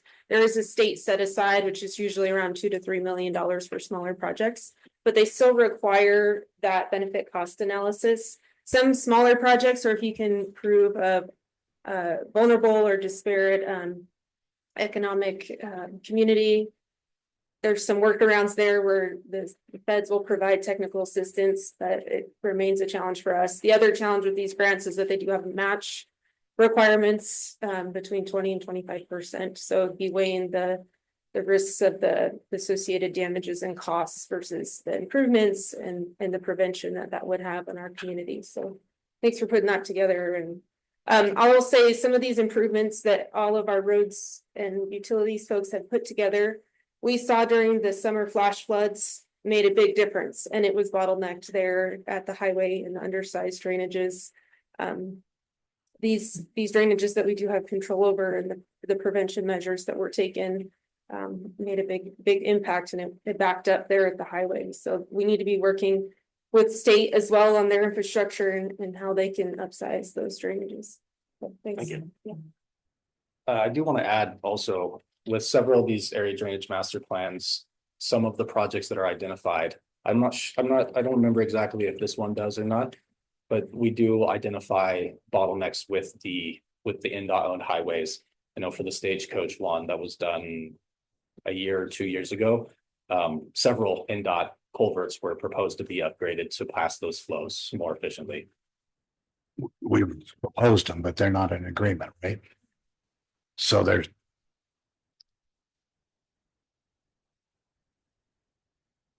Andrew Haskin, Lyon County Manager. So anytime we're talking the highways with NDOT, we ask them to take a look at the drainage because we know it's an issue. And so far we haven't gotten any traction on that, but I will continue to bring it up every time I meet with them. So while you're right there, maybe, I don't know, but when we're looking at these projects and you identified three on the, well, there were six or seven. But you prioritized them, right? And number one, but that didn't come up with the BCA. So would it be better to go to a different one that we might be able to get the 1% that would be easier to grab? Yeah, we didn't take any other projects with BCA one. So none of the projects in this particular study were able to get to a BCA of one. There was one in the Stagecoach area drainage master plan that did. And maybe Director Henderson can add a little more color to it. I just want to try to get stuff that we can accomplish, not. Gavin Harrison, Lyon County Community Development Director for the record. And that was the goal of the criteria established with this study was, yes, these ADMPs are great. They provide regional projects, but the cost is so much because that regional, we have to increase that regional impact. That way that BCA can be one and then we can go get grant funding. Problem there is Taylor mentioned, is there's a 20 to 25% match. So if we have a $50 million project, that match is maybe insurmountable at that point in time. So with this project, now that we have these ADMPs in place, okay, let's zoom in, let's take a closer look. Let's see if we can go find other partners like Story County to split that cost. And that's kind of the overall goal of this project is now taking a closer look and see if we can find projects that have a greater impact above one small upfront cost to go get grant funding, and then we can actually go out and actually provide that county match and get that project going forward. Okay, so that goes back to the previous agenda item that why we might want to have some impact fees to solve this dilemma. Baby steps. So this is for presentation only. So is there any other questions from the board? Thank you very much. Thank you. Job, guys. Thank you. It is 10:30. I'm going to go ahead and take a 10-minute break. Okay. Do you want to make public comment on that item? Okay, well, we don't take public comment on discussion, do we? But Project. go ahead. I'm sorry, I didn't.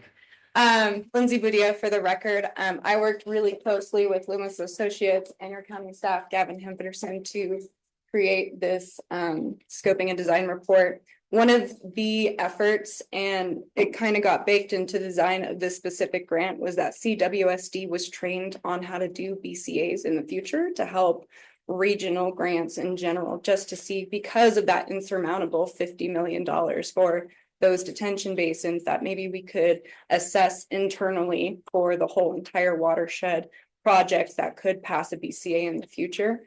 So I just wanted to put that out there as this was also a training tool because J.E. Fuller and Lumos was able to give us those tools and help us with the GIS on that. So I just wanted to make that also on the record. Sorry for coming in late. I just didn't want to speak out of turn. Thank you for stepping up. I apologize. I didn't know you were part of the group, so that I didn't know how we were changing protocol here. So thank you very much. Thank you. Yeah. Okay, now it's 10:33 and we're going to take a 10-minute break. Okay,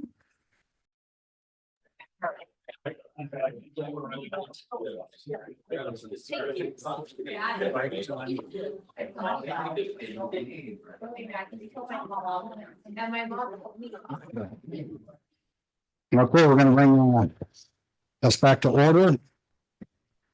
We are now on number 7. Commissioners, County Manager reports. I'll start from my far right with Commissioner Hockaday. Okay, of course, I think we all had fun time at the budget meeting eating candy. So made that meeting. Smith Valley Park Board, very good discussion there on future projects for the park.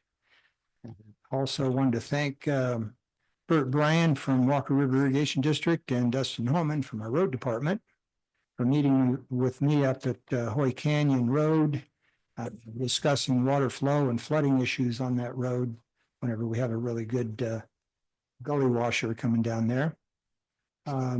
Met with Senator Titus at Valley Grove Cemetery for a work session on fire cleanup, since we had the fire there at the old cemetery, and We're now trying to clean up a lot of the monuments and headstones. Smith Valley Fourth of July Committee meeting, we had good discussion on possible park activities, county requirements and fundraising. And kind of emphasized to them that they need to get started on working with the county to make sure that all of the paperwork is completed properly, and definitely to avoid any last minute complications for that Fourth of July activity. And went to, and I saw a lot of couple other commissioners there, the Rotary fundraiser dinner in Smith Valley at the community hall. Very good attendance. They did make quite a bit of money for the Rotary. And as somebody said, it looked like a candidate meet and greet night. So a lot of people there. Of course, attended the Planning Commission on Zoom, the Local Emergency Planning Committee on Zoom, and sat in on the open meeting law training on the 11th of April to ensure my wife stayed there in front of the computer the entire time. But it was an excellent, good training session. I think the staff did a fantastic job. I want to thank them for their work. It was very, very, very concise. I really did appreciate it. And one last announcement, and I'll make sure everybody is aware of it, that on the 26th of April, there'll be a flag ceremony at Rosie's in Smith Valley. And the governor, lieutenant governor, and Congressman Amadei and Senator Titus will be there for that ceremony for the new flag poles there at you as you enter Smith Valley from Jack Wright Pass. Commissioner Casanelli. Thank you, Chair. Attended the Mount House Advisory Board, and we listened to a good presentation from our code enforcement officer, Joseph Sanchez. Attended the Dayton Advisory Board and attended the Silver City Advisory Board, and the Yerington City Council via Zoom, the Planning Commission via Zoom, the Quad County Community Health Improvement Plan, making a little bit of progress on my transportation bus I've been trying to get. I've been working on a bus from Dayton into Carson City, commuter bus, and making a little bit of headway with that. More to come on that. Attended the Campo board, and we had a update from NDOT on our Dayton pavement preservation project that currently shows on their website as beginning in the summer of 26, but they're telling us now the fall. So I was a little disappointed in that, but it is still there and it's coming up. Was in touch with the project manager via email this week, and they said that it should be going out to bid within the next 30 days. So it's moving forward just at NDOT's pace. Attended a luncheon at the Boys and Girls Club in Dayton with the kiddos. That's always a lot of fun. I had a tour of some recent improvements at the Dayton Valley Golf Course on their infrastructure that handles the wastewater. We've done a lot of improvements on isolation valves and new pumps and things, and spending a lot of money on that. And I think it's showing the turf's already greener than it's been in a few years. Attended the groundbreaking at the new Sky Fiber Internet location there, the staging area in Silver Springs.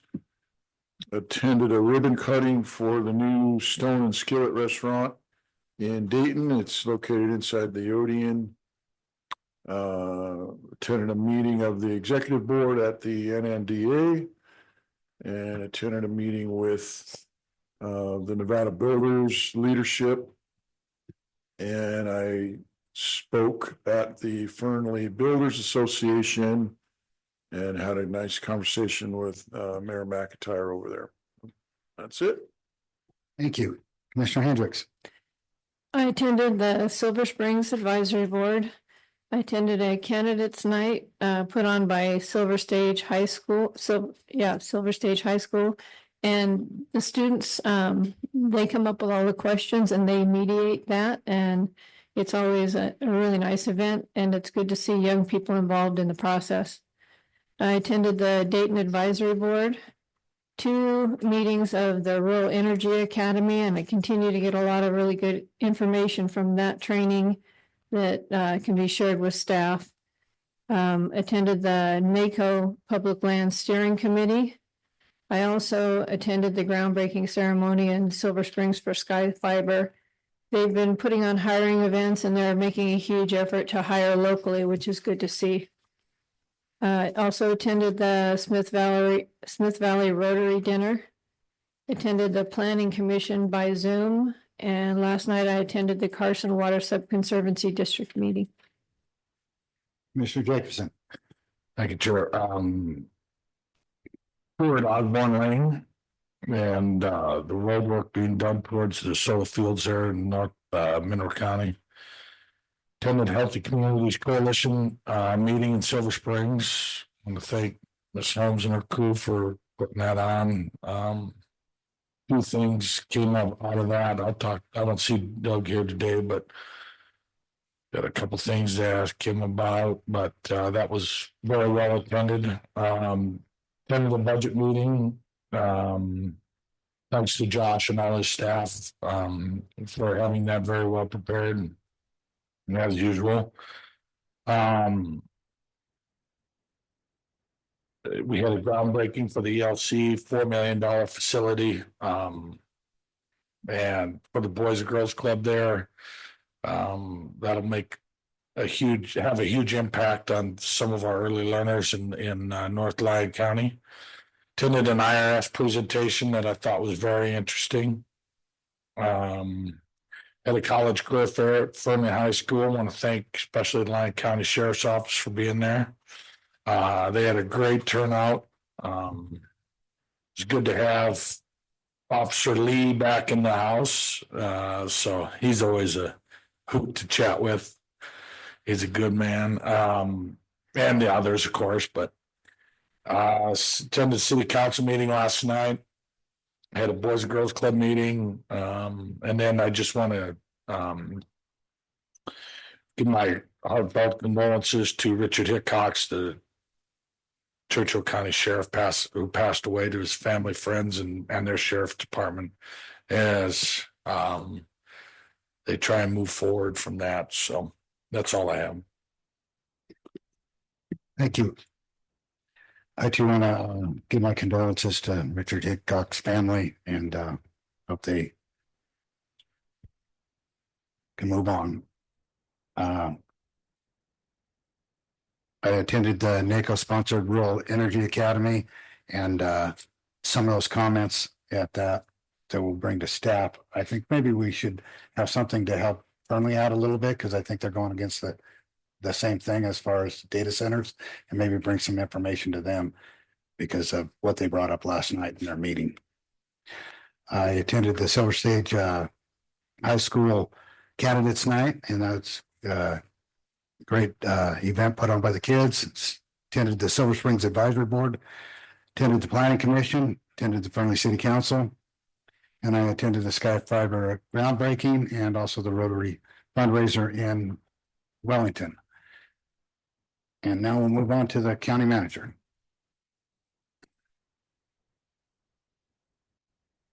Andrew Haskin, Lyon County Manager. Been pretty busy, but not a whole lot to share with the group. Did want to thank everyone for attending the Citizen Advisory Board training, the open meeting law training that we had last weekend.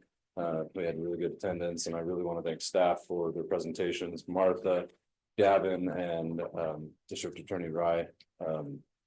They really did a good job in putting that on, and a lot of really good information. The only other thing that I wanted to bring to the board's attention is it is time once again to start thinking about bill draft requests for the next legislative session. I will be putting an agenda item on the next agenda, and we'll have a standing agenda item until we come up with what our bill draft request is going to be. We are also going to be working and internally with different department heads to see if there's any bill draft requests that would help benefit their departments. So we can bring those forward as well. So just want to make the board aware of that, and so you can start thinking about different ideas that we could bring forward. Any question or comments for county manager? Thank you. Thank you. Okay, that brings us to elected officials reports. Do we have any elected officials? Sheriff Pope. Morning, Lyon County Sheriff Brad Pope for the record. I just want to update the board on a few things. We recently had a death of a former Sergeant Cadwalder, pass away. He retired about 18 years ago. He served with the Lyon County Sheriff's Office for 23 years, mainly in the Fernley area. Posted on Facebook and sparked a lot of memories of the residents of Fernley. Nothing but kind things to say about him. So keep his family in your prayers, would be great. Also, Sheriff Hickox passed away last Sunday. We participated in the procession to bring him home to Churchill County. His funeral will be held on May 2nd. Also, if you keep his family and their sheriff's office in their prayers, we've reached out to the new command staff and have offered any help that we could provide during their transition. And we worked very closely with them. Sheriff Hickox was a very good partner and the kind of sheriff that all sheriffs aspire to be. So he will be missed. The law enforcement memorials in Carson City on April 30th. That usually takes place late morning. I've not seen the time yet, but we will be attending that. Our honor guard and members of the sheriff's office. The Hoff Memorial is May 1st in Reno at Idlewild Park. Also in the morning, this Friday, we have our Category 3 graduation. We have 2 deputies graduating from the Cat 3 Academy. That's the detention certification, and they'll be starting our detention facility here pretty quick. On Saturday, we have a bingo night down here in Mesa Valley. Supports the Lyon County Sheriff's Office Search and Rescue Unit. Pays for life jackets that are handed out at Lahontan during Memorial Day, 4th of July, and throughout the swimming season to prevent another youth from drowning in the lake. You also mentioned Rosie's flag raising ceremony will be there. Not as security, but just attending. We asked if they had any security needs. They said the governor has his own security detail, etc., to show up and participate. So we'll be there as well. Other than that, things are status quo. Things are moving forward. Our traffic unit has been turned over to Sergeant Redmond, who is a lot more detail oriented than what we're used to with the traffic unit, and she is running a very tight schedule, and more traffic saturations are taking place throughout the county on a weekly basis. And she's actually doing it very efficiently to avoid overtime. So the traffic details are being ran, overtime is being avoided, and they're doing a great job with it. So you should see posts, and traffic remains our #1 complaint throughout the county. So she's knocking it out. And Sergeant Lee did attend that career fair. He arm wrestled a student, and they were afraid he's going to lose there for a minute, but he ended up winning. So he saved his pride a little bit. But so he's glad to be back and glad to be there too. With that, if you have any questions, be happy to answer them. If not, take off. Tell him the next time you come to Fernley, he's going to arm wrestle the VP up there. Chrissy is her name. She's tough. He might lose. I hope he does. Actually. Thank you. Any other elected officials? Okay, seeing none, we'll go on to appointed officials.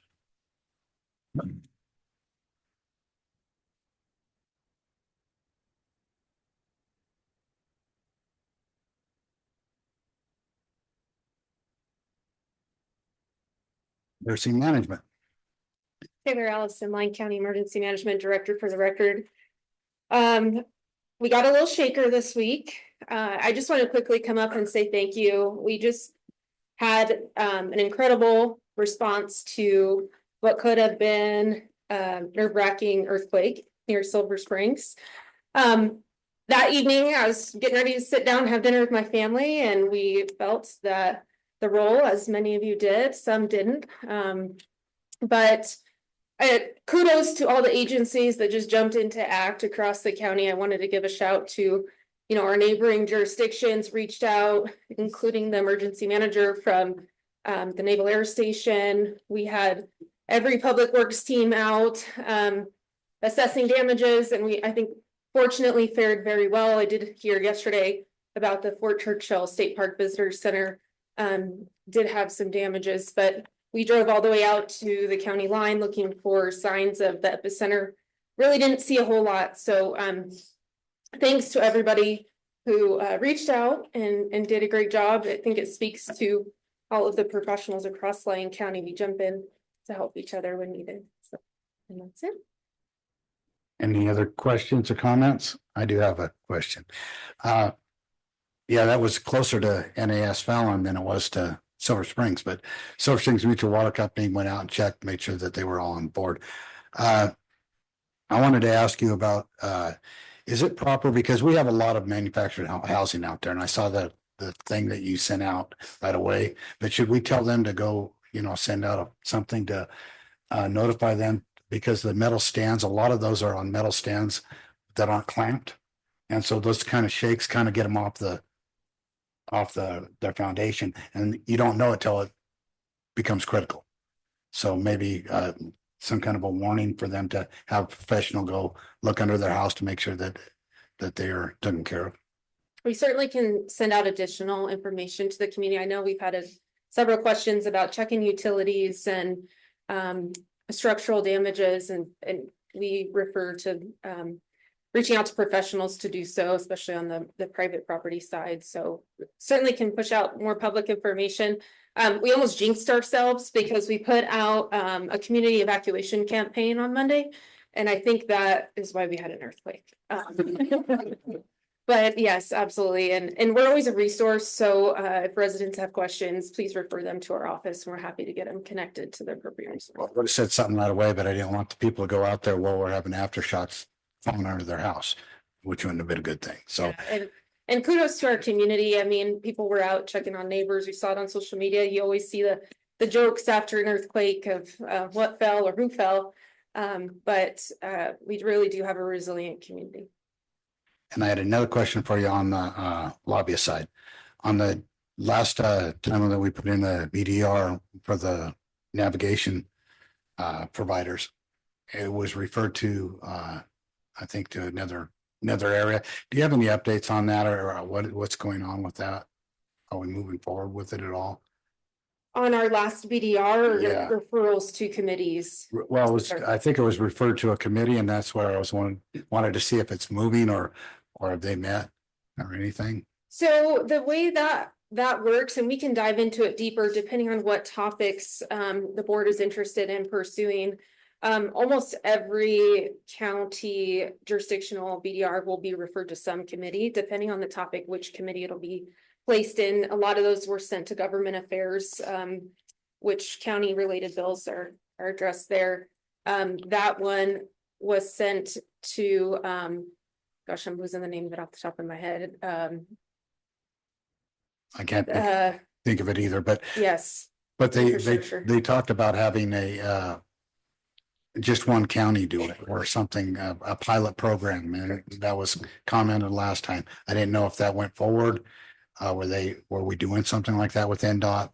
We are still in the process on the emergency management side of looking at route mapping. That is a huge priority for us. We've made great strides in relationships this year. To give an example, when we had flooding and I first started in this position, we used to have to request NDOT operations through the state emergency management office, and then it's routed through NDOT back down to me. And I'm like, I just need to know who the person is on the ground in Lyon County. So we're working closely together as well as with their operations side on mapping. The county has been leveraging Homeland Security funds to utilize the perimeter evacuation mapping platform.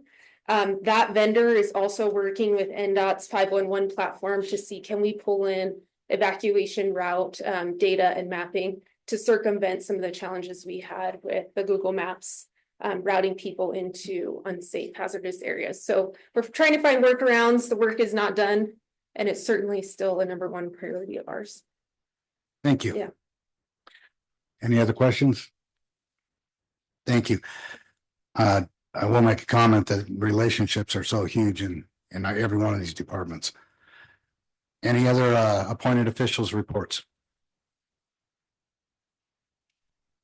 Okay, seeing none, we'll go on to advisory board reports.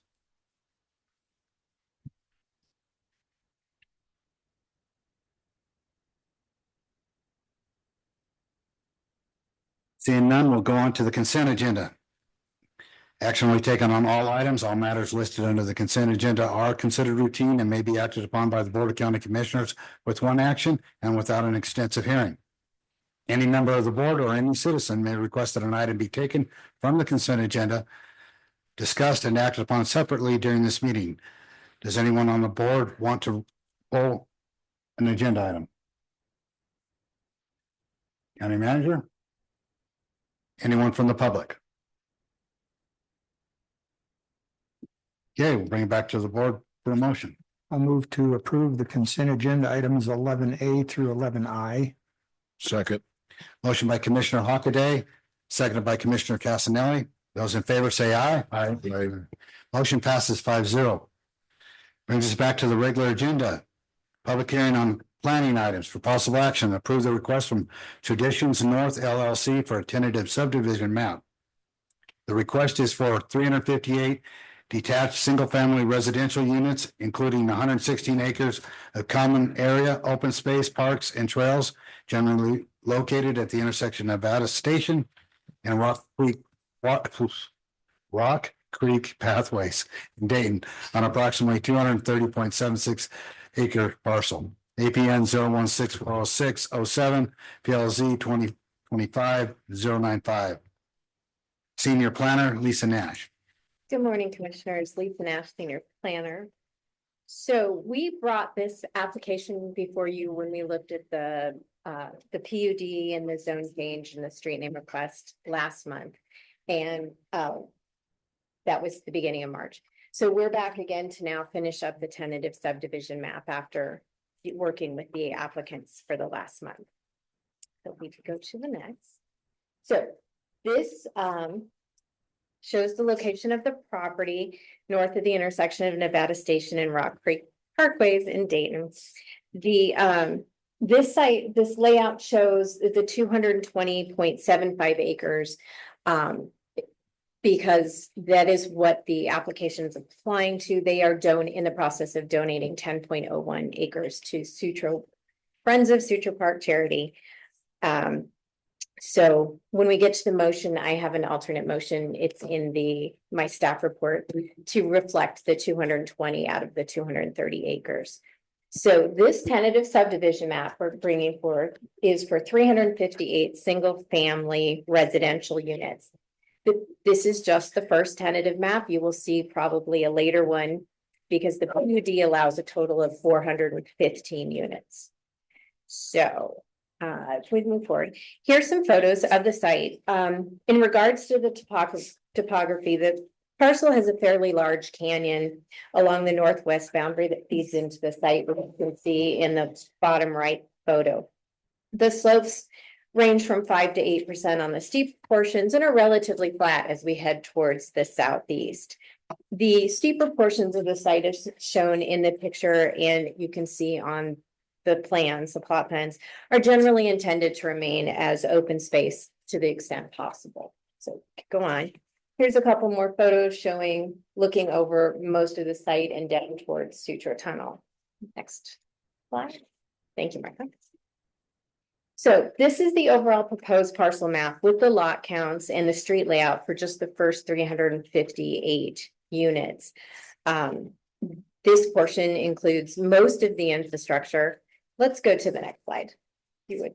So looking at the map on the left, those are the proposed lots that are being developed. The purple at the top will be the last phase, and those are most of the SR 12,000 square foot lots, and they're proposed for a later tentative map. They're not included in this. And I will add again, the PUD handbook sets the limits on the number and types of housing for the development. So this tentative map has to align and does align with the PUD that was just approved. So this map on the left shows their proposed landscaping, some of the parks, open space and trail facilities that are constructed.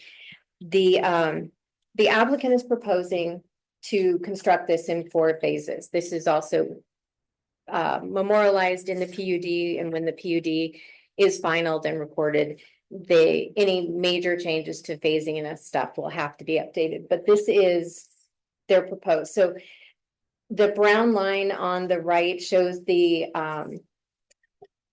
roads that they propose as the initial infrastructure. The only part I believe that won't be completed in this phase is the little bit that goes up through phase 4.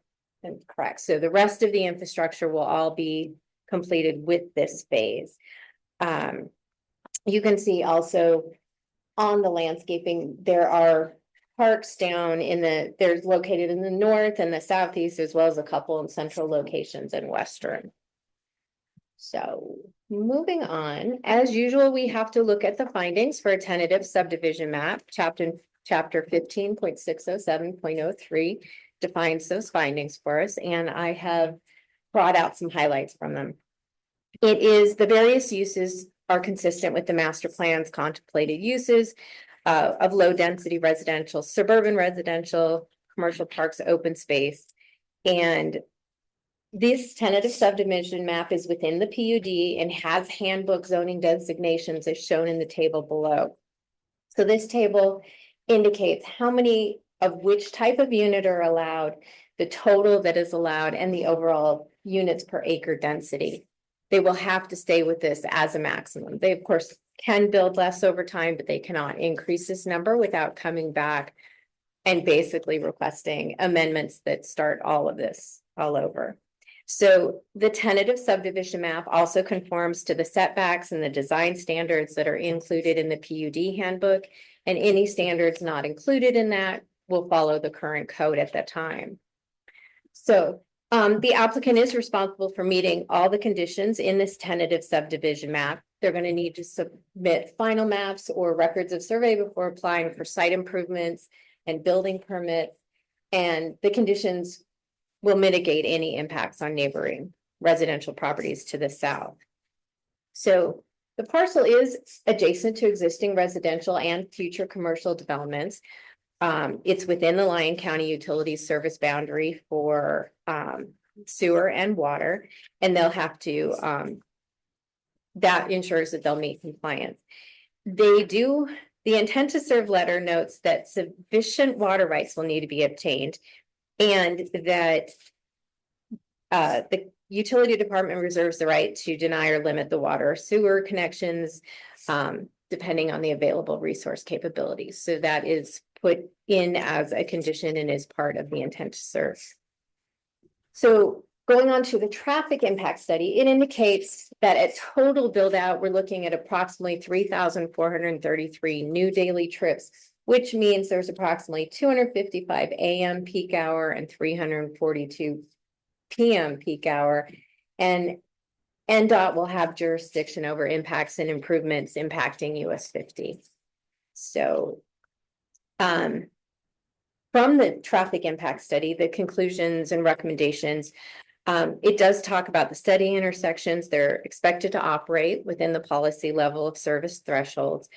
And under future year conditions, it is expected to decrease the capacity below a level of or to a level service of E, and that there's going to have to be regional improvements that should be undertaken, since some of the future operating conditions will occur unrelated to this project. So basically what I'm saying is the overall, they will have impacts in conjunction with everybody else that's growing in this area, and improvements in the future will have to be made. The analysis includes a regional capacity improvement at the US 50 Fortune Drive intersection, which is to the west of Traditions Parkway, which just got the new signal. So there will be some impacts from traffic, but they will have to be mitigated along with all the other development in the area in the long-term future development build out.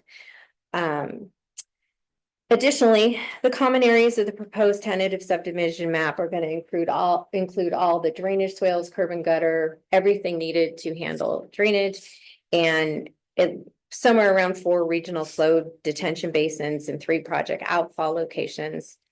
So that takes me into, this is the reason we delayed last time, was to work out condition 33. So working together since that March 5th board, we've met with the applicant and have come to agreement on the conditions for language 23. The text in blue is the new addition since the planning commission. This is what we have come to an agreement on, and the conditions of approval included in this report have been legally reviewed both by RDA and the applicant's attorneys to meet the intent of the drainage guidelines, and staff is comfortable with where we stand now.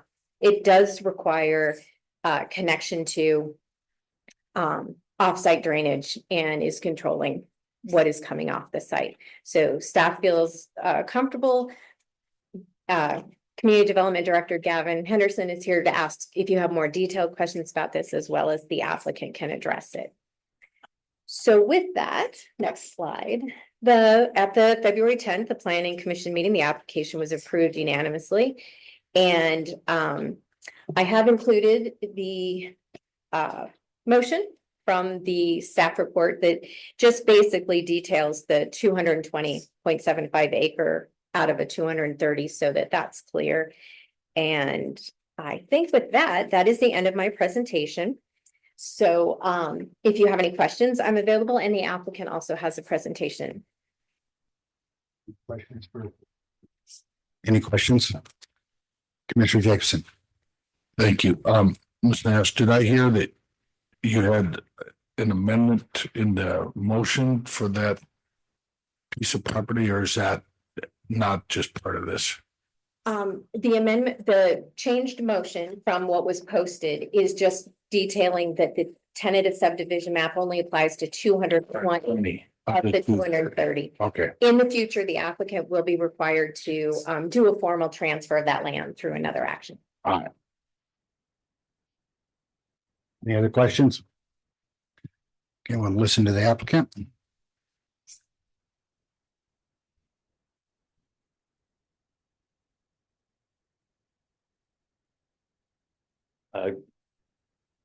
So good morning.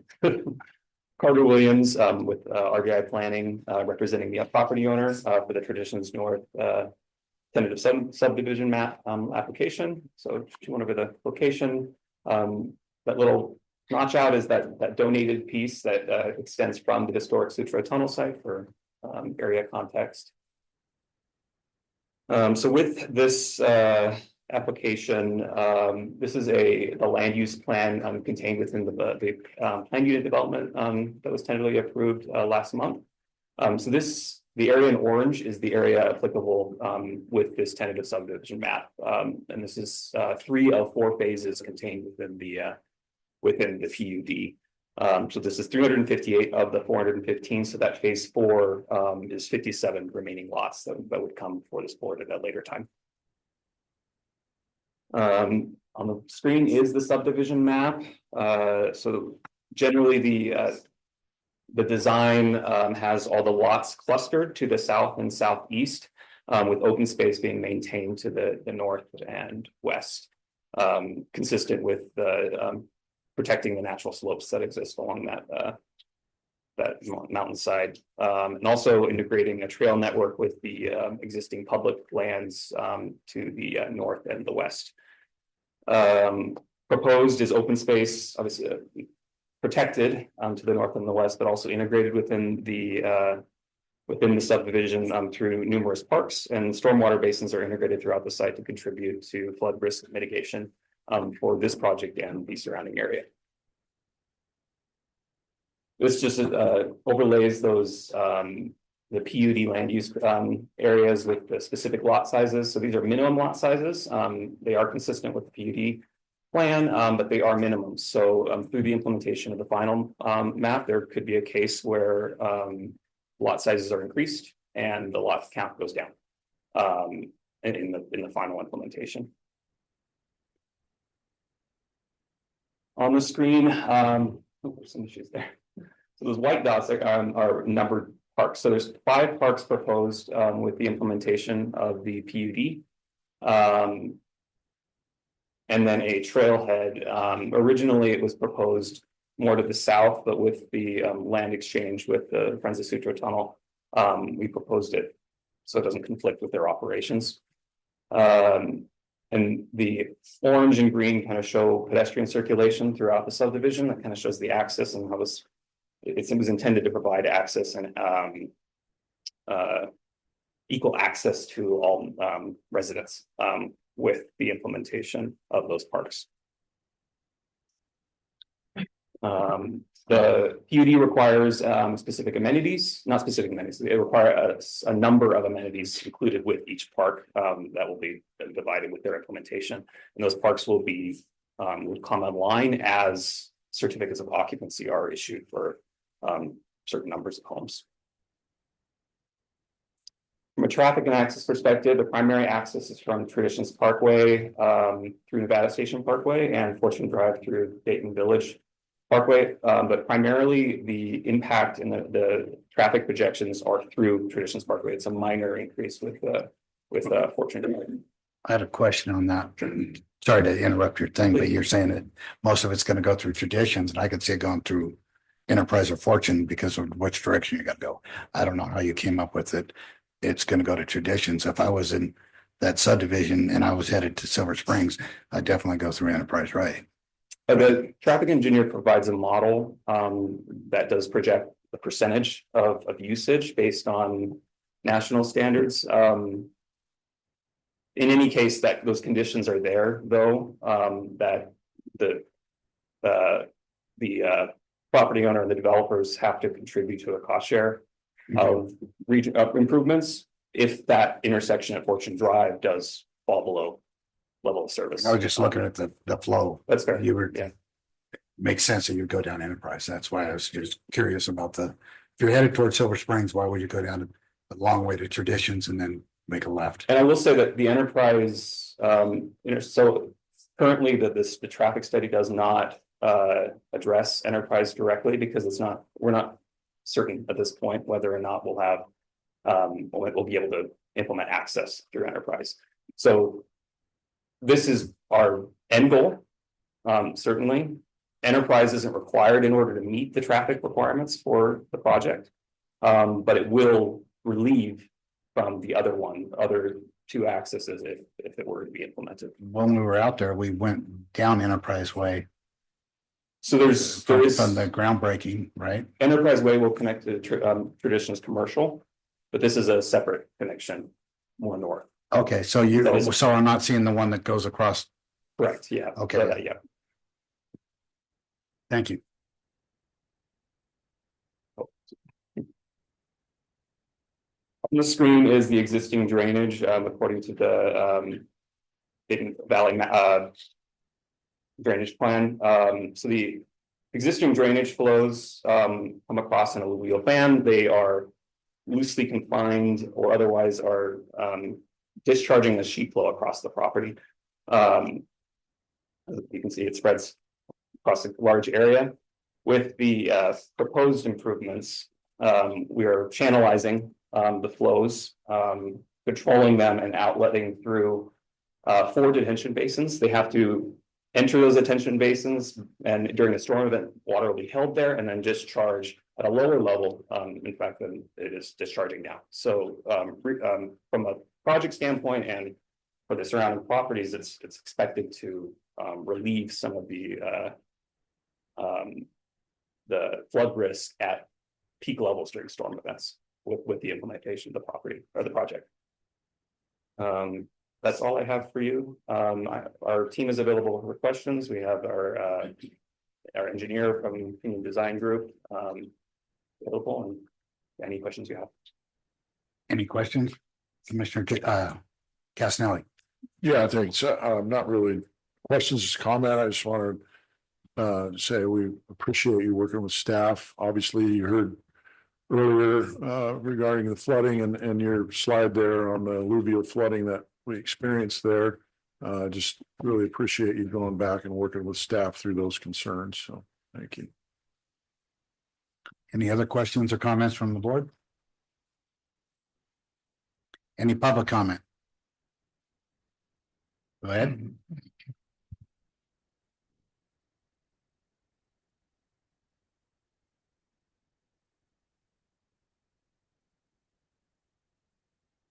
Robin Biggs for the record.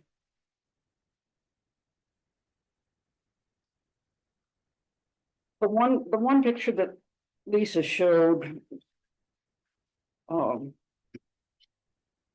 satellite picture of a canyon.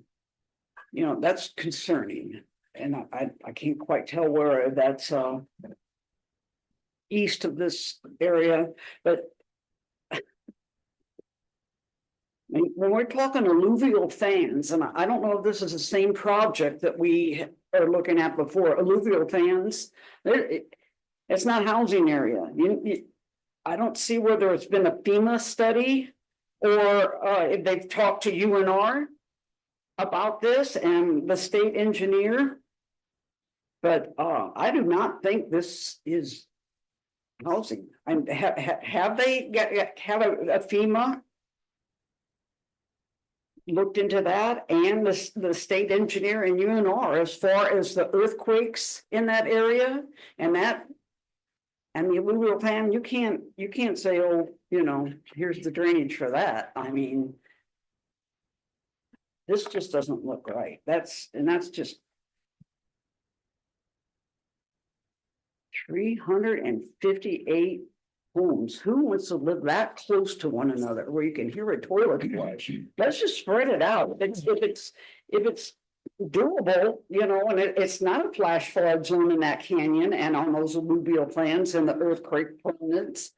Let's just spread those houses out where you can do your own victory garden and have your own things going on. That's just my opinion at this point. Thank you for your time. Thank you. Do we have any other public comment? See none in the room. Is there any online? Yeah, I'll close public comment, bring it back to the board for either questions, comments, or a motion.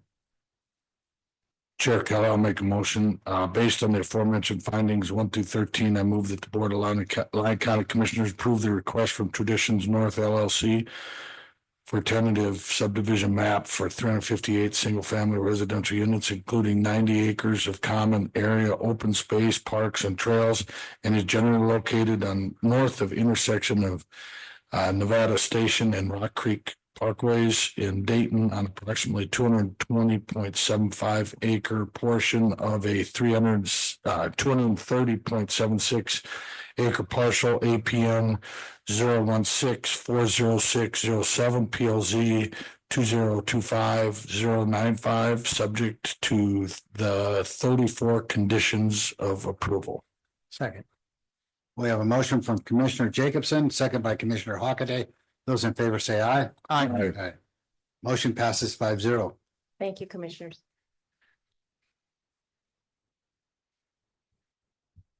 This brings us to 13A for possible action to approve an ordinance amending Lyon County Development Code Title 15, Chapter 239, Section 1 and Section 5, thereby adopting the 2024 IFC building codes and the 2024 Northern Nevada amendments to the 2024 IFC. Community Development Director Gavin Henderson. And Elizabeth Mink from the Central Lyon Fire Protection District. Thank you, Mr. Chair. So originally this item came forward. It was tabled because there was a list of questions that the commission may have had. We fortunately missed Link at that meeting. She had some some circumstances involved that inhibited her attendance. So we can run through the PowerPoint again. It's the same one that the board previously seen. There's a list of slides in there that shows some code updates if there are questions related to that. But I guess it would be up to the board. If we want to roll through it, I'm happy to. But it's no new information, I guess. What's the opinion of the board? Just proceed. So I'll just quickly. We've already seen it. I'm Yeah, saying, just give us the okay. highlights. Okay, so we can go just move forward in the slide. There's a couple of slides about key updates. So if we go back one more, these are the key updates to the IFC. I don't know if Liz, you want to talk through them, if there's any questions that the board may have. And some of these, hi, Elizabeth Mink, Fire Marshal, Central Lyon Fire District, for the record. A lot of these carry over from the 2018 code amendments. So like the automatic sprinkler stuff, almost all of that just carried over from 2018. We made no changes there in the 2024 amendments.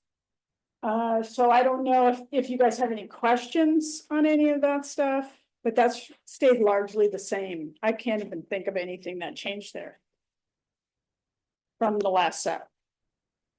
Any questions from the board? No comments? Move forward. And then in the next slide, maybe one more. The other direction, sorry. We get into North Nevada amendments, which these are the ones which Liz was heavily involved with during that committee process, and as well as the other fire protection districts as well. Yeah, this was the battery recycling facilities was worked on in the Northern Nevada Code Amendment Committee for Fire Code. Basically, the IFC did not yet publish the battery recycling facility code. It will be coming out in the 2027 code, but they have drafted everything that they're going to put in that 27 code for this recycling. And we wanted to make sure we had a guideline to work from, because it's a big thing around here. Story County's been dealing with it for several years. Fire Marshal Scott Snelling was pretty much the lead on this whole section, and we adopted it along with a few amendments that Redwood Materials helped with to increase safety.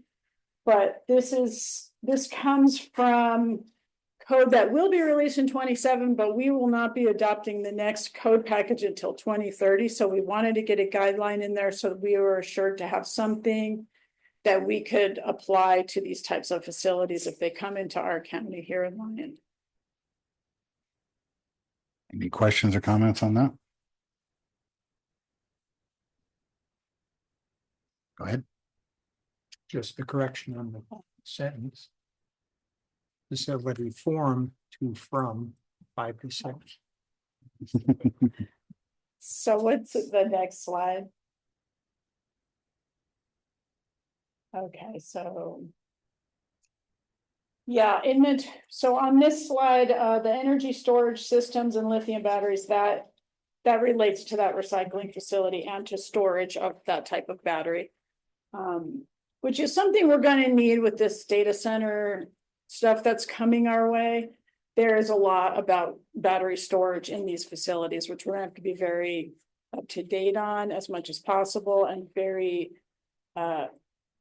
paying very close attention to how they're storing batteries, both old ones that aren't working anymore and their new ones and their backup systems, because that's a huge part of everything that they're doing. They don't want to lose power, so they got a lot of backup batteries.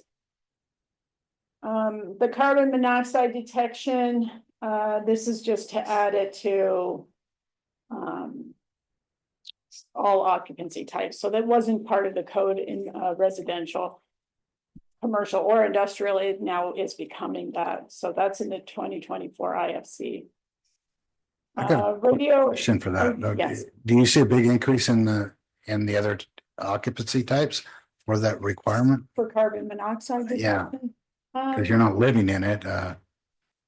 Doors are opening, shutting, and Well, I think if you have a furnace that's gonna be in operation, you'll wanna know because it's a tasteless, odorless chemical in the air and people will get sick from that.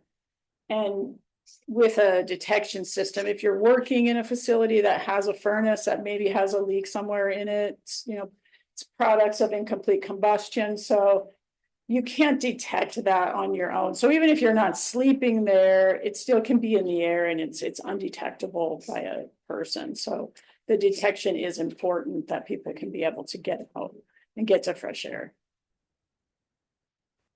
Thank you. Commissioner Jacobson. Thank you, Chair. How many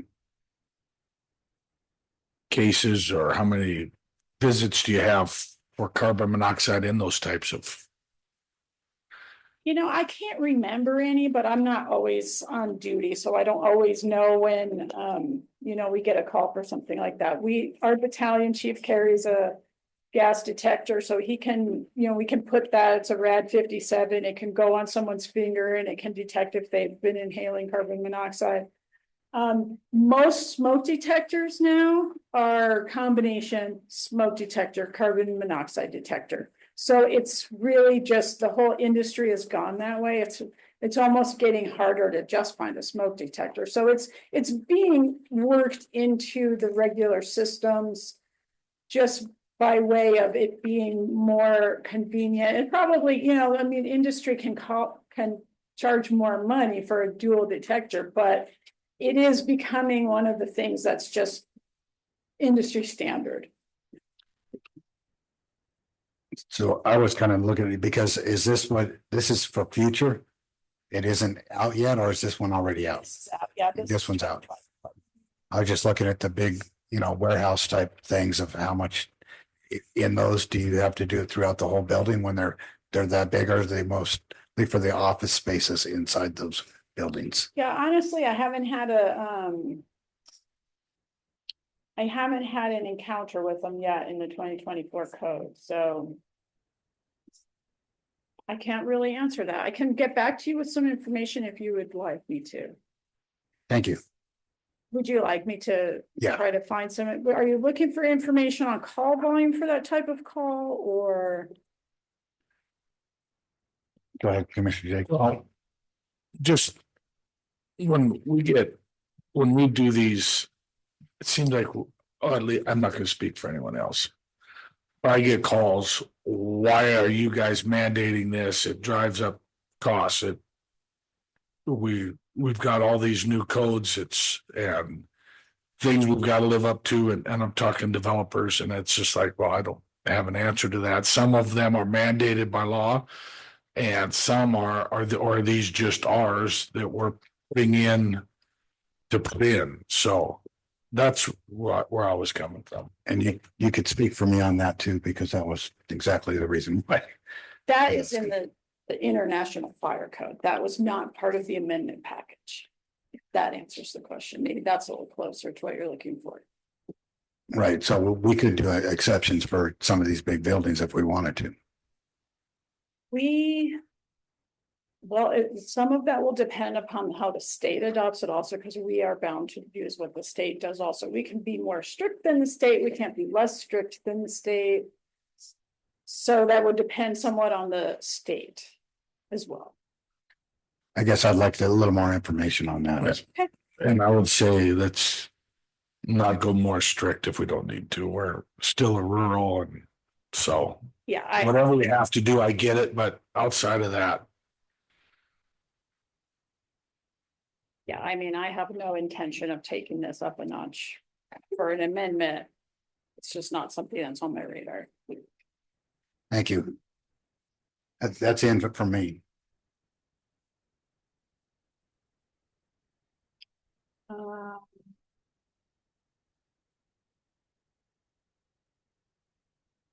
So some of this is also the emergency responder communication systems. That was in the 2018 code also. There have been a couple of updates, nothing very significant.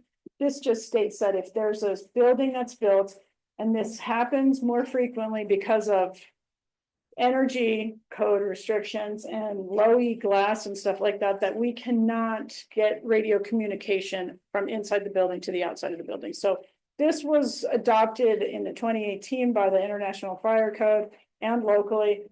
Because if we can't have any communication between our crews who are inside and outside, clearly we need to have that. So this requires if you do the testing and you find you cannot communicate from inside to outside, that they have to supply the building, the business, the developer has to supply a repeater essentially that's inside the building. So we have a local communication system. Now, that being said, there's also a lot of concern about too many of these, so we do not automatically ask for this. This is not a given on every large project. We require testing. If we have too many emergency responder radio coverages nearby each other, it's going to scramble the entire system. So we only ask for them when we need it, and we do extensive radio testing. And they also have the contractors who do the radio coverage, do heat maps of inside the building so they can see how the communication actually works. Before we pull the trigger on saying you have to provide this system. So only when we find the communications are deficient do we require it. Any questions on that one?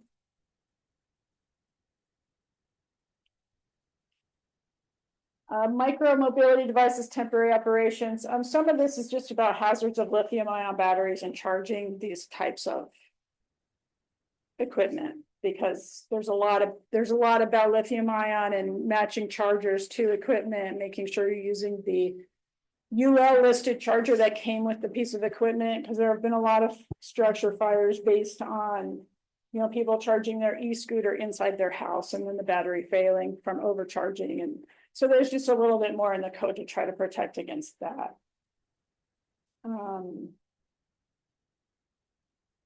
Permit and enforcement clarifications, the IFC just, they expanded some of their operational permits. So they usually, you know, there's a list in the IFC for things we can require operational permits for. For example, some of that is like hot work or mobile food preparation. There's a very large list of that kind of stuff. So they, every now and then they add a few more things to that. And this is about that, essentially about batteries, more operational permits to add for batteries. Yes. Sorry, but going back, I'm just curious, fire safety requirements for e-scooters, e-bikes, how do you control that? What does that look like? I don't understand that. If someone buys an e-scooter or an e-bike and they charge it in their house. Well, in their house, we don't really get a say because we don't do inspections inside people's homes, residential. But for example, if we're doing fire and life safety inspections in commercial property and we find this kind of equipment, then we, you know, if it's not being done safely, we can, you know, give them some advice and to have them discontinue unsafe operations. That would also be true in, like, say, an apartment complex where we're only doing the outside exterior fire and life safety inspection. But if people are charging e-bikes outside, we want to make sure that's being done safe so it doesn't cause the danger of a fire on the outside of the building. So in our commercial fire inspections is when we get to see this type of thing. But yes, like you're pointing out, we don't go into people's homes unless they request us as a voluntary thing that they would like a fire and life safety inspection. We're happy to go out and give people advice about how they could be more safe at home, but we don't go into people's homes. We would never have enough time to do that. You do it on multifamily, if that's in the name.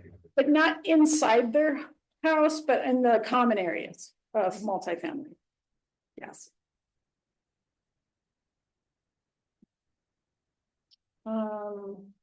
Yeah, emergency access road requirements. This is great. We asked the state fire marshal to take out the pavement requirement for rural areas, and the state fire marshal was willing to do so. So now we are back to, we can determine, depending upon what the business is and what we think our need is going to be, we can determine that the compacted type 2 road base is enough as long as it's maintained. And we consider that an all-weather surface. I mean, it's, that's kind of up to interpretation as time goes by, depending on rain and weather and snow. But as long as they keep it in maintained state, we do not have to require pavement now. So that's a win for us. It's a win for development because that's a really tough one. Are you familiar with the pavers that they grow grass in? That they use for fire access? Is that included in that? That was always included. That was never. Well, yeah, I'm not sure. I have never seen anybody ask for that. So it is included, though. We could do something like that as long as they produce plans that are engineered and we see everything that looks, that meets the requirements in the code is for, to be able to withstand a 75,000 pound fire engine, basically. So if they can engineer that, and they can, it's designed for that. So yes, that can be used. The next slide.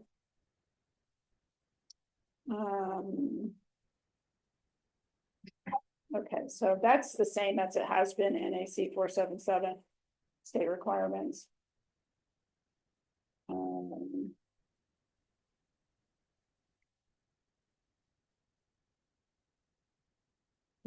Yeah, local fire protection districts. We added a couple of things differently in Central Lyon Fire Code amendments that really just kind of bolster some of the things we've already been doing. Some of the things that are unique to our district, and some we brought in the county's burning ordinance code and we codified it in our code amendments so that we are all on the same page for open burning or burning out people's homes and garbage, that's not allowed. So we put all that together in our codes too, so that it kind of lines all of that out and it gives us a little more ability to enforce. And it brings the county's code together, so it's in one place.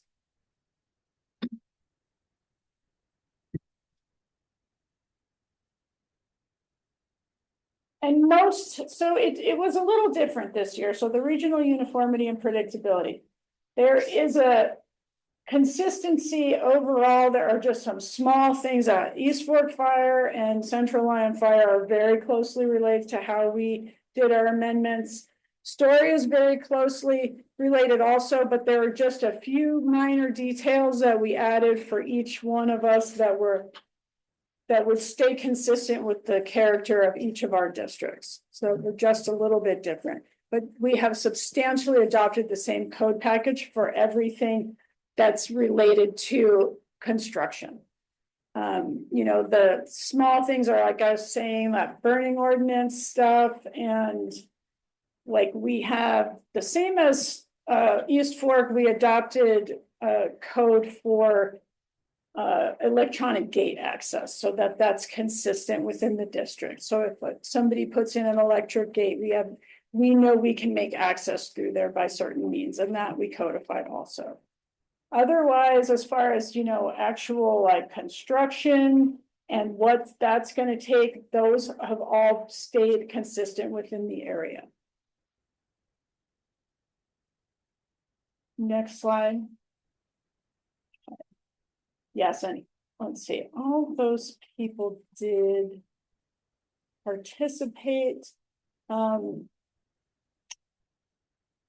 I shared my amendments with Smith Valley and with Mason Valley. So I'm not sure that they have yet given you those. They have not, but they have adopted it. Okay, so I think that it will be largely the same as the Northern Nevada Code amendments. I'm not sure what they're using from ours, but like I say, those are small things. They may have a few small things also. Carson City was involved, East Fork. Elko did not, I did not see Elko at any of our meetings. I'm not sure that they adopted the same package. North Lake was there, Reno, Truckee Meadow, Story, Tahoe Douglas. And Fallon Churchill, they were not part of our amendment group.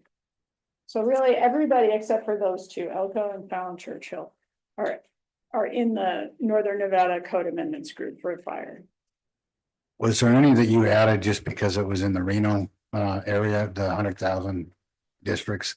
that just to bring it into did they add something that we weren't required? Oh, you're bringing it in because it's regional. They added something and I can't remember what it was that I didn't add because I didn't think it was pertinent for us. So I will say largely no, but I can do another review. I mean, things that didn't make sense for us, like there, what I think it was something about crowd managers and assemblies. And we just don't have the kind of assemblies they do, which is the same as Tahoe Douglas. They have huge amounts of people up there visiting all year long with concerts and everything. We don't have that kind of thing. So there are some things I did not adopt that were based on assembly groups, because if we do have an assembly, there are things in the code that will help bolster us to keep those safe anyway. We didn't need to make it more strict than what the International Fire Code asked for, just based on the fact that we don't have a lot of that stuff happening. I was just curious because they're required at the 100,000, we're not. And I wanted to see if you were bringing anything in that was, because it's regional, it made more sense. The 100,000 what? At the 100,000 population. Okay, so the 100,000 population, that's a state fire marshal thing. We have an interlocal agreement with the state fire marshal because our population is less than 100,000. So Reno does not, because they're over 100,000, so they can make all their own rules. Because we have an interlocal, we have to do what the state says also. I don't know if that makes What I'm sense. saying is there might have been something they wanted to do at the 100,000 because they can. And that you adopted because it made more sense for a regional thing. I was just wondering if there was anything like that. No, not that comes to mind. Next slide. Okay, so maybe you want to speak to this one. This is more county involvement. So the proposal today is just to adopt the 2024 International Fire Code and the 2024 Northern Nevada amendments to the International Fire Code. As the board may be aware of, county staff does not review plans for fire safety. That is for Central Lyon, North Lyon, Mason Valley, Smith Valley. They all have their different procedures and application processes there. So that's what's in front of the board today. We talked a lot about just making the county consistent with the jurisdiction, the fire protection districts. That being said, for instance, if someone was to go on our website or in county code and what do I need to build my plans to? Our code says something different from the adopted fire codes. There's a problem there as far as intake with the fire protection districts, maybe with the county permit process. So just an added step there. So really, it's just updating the years. There's no fiscal impact to the county. Really, it's just a consistency standpoint from our perspective. But appreciate Liz coming in to shine a little light on the technical aspect as well. Moving forward, we can get into the purpose. We already talked a little bit about that. If we can go. Actually, we're at the beginning, so pull back. So this is an important one, just like I said, does not expand the county's plan review authority, does not change the fire district jurisdictions as far as service area, anything like that. Does not impose new county enforcement responsibilities and does not create new fire inspection program by the county. So that all goes back to the districts. Commissioner Jacobson. So I don't know if this, thank you. The reviewing plans permitting, does Lyon County and Central Lyon approve plans congruently, or are they done separate of one another and possibly lengthening the approval process? So yes, so yeah, we do them concurrently. We're all working through the MOU process to formalize that, put it in writing, and that way, if Liz, I'm pretty sure she's not gonna be around forever. If there are changes in the guard there, that process stays consistent there, and everybody has a working kind of blueprint as far as what that process looks like. But it is concurrent. The building page has links to every district's plan review page, so you can go there, you can click on it and take you to their permit application process, but it is a concurrent process. Good. We're actually jumping on board with you guys in the county to use the same submittal platform for the plan sets so that we're pulling them out of your Sage system. And then doing our review, and then, we do our stamp and then we upload it back into Sage. So we're right in the middle of trying to work out the bugs for that, and Gavin's working on the MOU. So we are actually trying to get it to a point where we're really more streamlined than we have been. So we're only going to be taking the application for project on our own and then doing all the work out of Sage. So that will help bolster the concurrent review, at least with Central Lyon and Lyon County. I can't speak for the other districts, how they're doing. Yeah, well, I get most of my complaints from Central, so thank you for doing that. And just to highlight a little bit of that, Mason Valley, Smith Valley, they don't have a robust application process, smaller protection districts. They both use the same plan reviewer. It's a gentleman out of Indian, I believe. But just simple process. They don't look at a vast number of permits like Central Lyon does. So it's a little unique there. We probably would do it with North Lyon, just to make sure that there's consistency there as well from just a concurrent review standpoint, not from a Sage perspective. So the MOUs would be a little different there, but the intent would be the same, just to lock in that process. I'd like to see how that works with North Lyon, because like we just did the cement plant. Correct. And they're going to be doing stuff up there, and that's a different jurisdiction. Normally they deal with city of Fernley, Correct. but that will be county. So I'm curious how that works with their plans. Absolutely. And they have, they're undergoing a change in leadership for their fire prevention division, so give them a little grace. Commissioner Casanelli. Thank you. Yeah, I know the slide is saying that Lyon County's not there won't be any changes in fees, but with the implementation of Sage, you said it is do you anticipate any fee increases on your end? No change in fees. Yeah. They're just gonna do their application separately through us, so we'll be charging the fees as we have. And then we'll just be using Sage to exchange information. To go, yeah, just, okay. Yeah, but that won't change Yeah. the fee process. Thank you. Is there another slide? That pretty much sums up the presentation.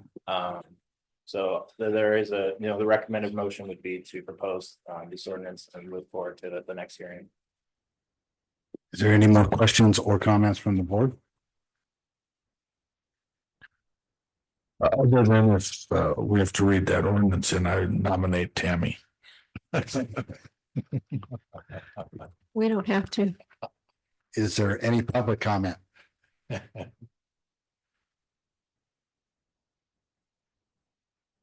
Mr. Jones? Yes, I have a question. There seems to be inconsistencies out here in Smith Valley on the requirement for sprinklers in homes. And it came down to, does the porch area count? Does an attached garage with a firewall with nobody living in it count? Or is it just the residential square footage that determines the 5,000 square foot sprinkler requirement? That's one of the concerns I had with some of the developers out here, and I just throw that out there because I'd sure love an answer to that. So thank you. Is there any other public comment? Seeing none online, none in the room, we'll close public comment, bring it back to the board for questions, comments, or a motion. I'll move to propose an ordinance amending Lyon County Development Code. So this is an ordinance, so no. Just a proposal? Yeah, it would be a proposal. Okay. So you can propose it. Move to propose an ordinance amending Lyon County Development Code Title 15, Chapter 239, Section 1 and Section 5. And thereby adopting the 2024 IFC building codes and the 2024 Northern Nevada amendments to the 2024 International Fire Code. So how it should go? So we're not proposing, we're just proposing the ordinance. Okay. We're not approving it yet. Heard another. So the approval part will come next month. Okay. So we don't need to do that then. Yeah. Thank you for being here, Ms. Mink. Do I? I'll second it. We don't need a second or anything. It's just one commissioner proposes. So we'll move on to the next agenda item, human resources.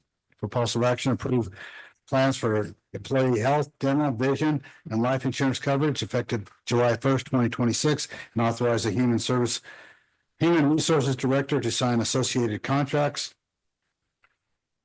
Human Resources Director, Ben Evans. Good afternoon, Ben Evans, HR Director for the record. The item before you is the change in the medical, dental, vision, life and supplemental plans for the 26-27 fiscal year. There are no changes or price changes to dental, vision, life and supplemental. There are minor plan changes to medical and a budgeted 9.9% increase, which was discussed in the last meeting. Here, if you have any questions. The coverage is the same. There are minor changes to the medical coverage. There are some benefits, there are some additional co-pays, but in terms of the tangible coverage, there are no significant changes. Thank you. Yes, sir. Any questions or comments from the board? Is there any public comment? Seeing none in the room, none online, I'll close public comment, bring it back to the board for a motion.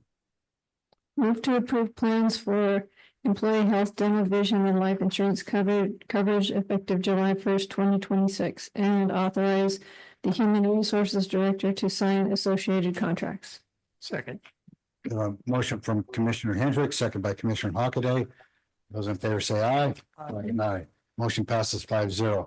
For the record, I don't know if I announced it, but Commissioner Casanelli did the proposal on 13A. So that brings us to County Manager for possible action. Set a date, time for a special meeting of the Board of County Commissioners for a public hearing on the service plan for the proposed North Lyon Power General Improvement District. Possible dates include May 13th, 14th, and 15th. Andrew Haskin, Lyon County Manager. For the record, yeah, so we were able to complete a draft of the service plan for the North Lyon Power District, Power General Improvement District. And NRS requires us to set a hearing. It has to be within 30 days, but you have to notice it in the newspaper for so long. And I also have to attend a meeting of the Planning Commission, which happens on May 12th. I'll be asking the Planning Commission to appoint me as their representative to make recommendations to the board. There's a process in NRS there. And so really today's item is just to set that hearing. My recommendation would be May 15th, which is a Friday. But certainly open to suggestions and what everyone else's schedule looks like. So I also want to ask the people that are pushing forward with this, is there a certain day that they're more happy with? And then we can go to consideration. We'll make ourselves available at your leisure. You just tell us which day works best for you and we'll be here.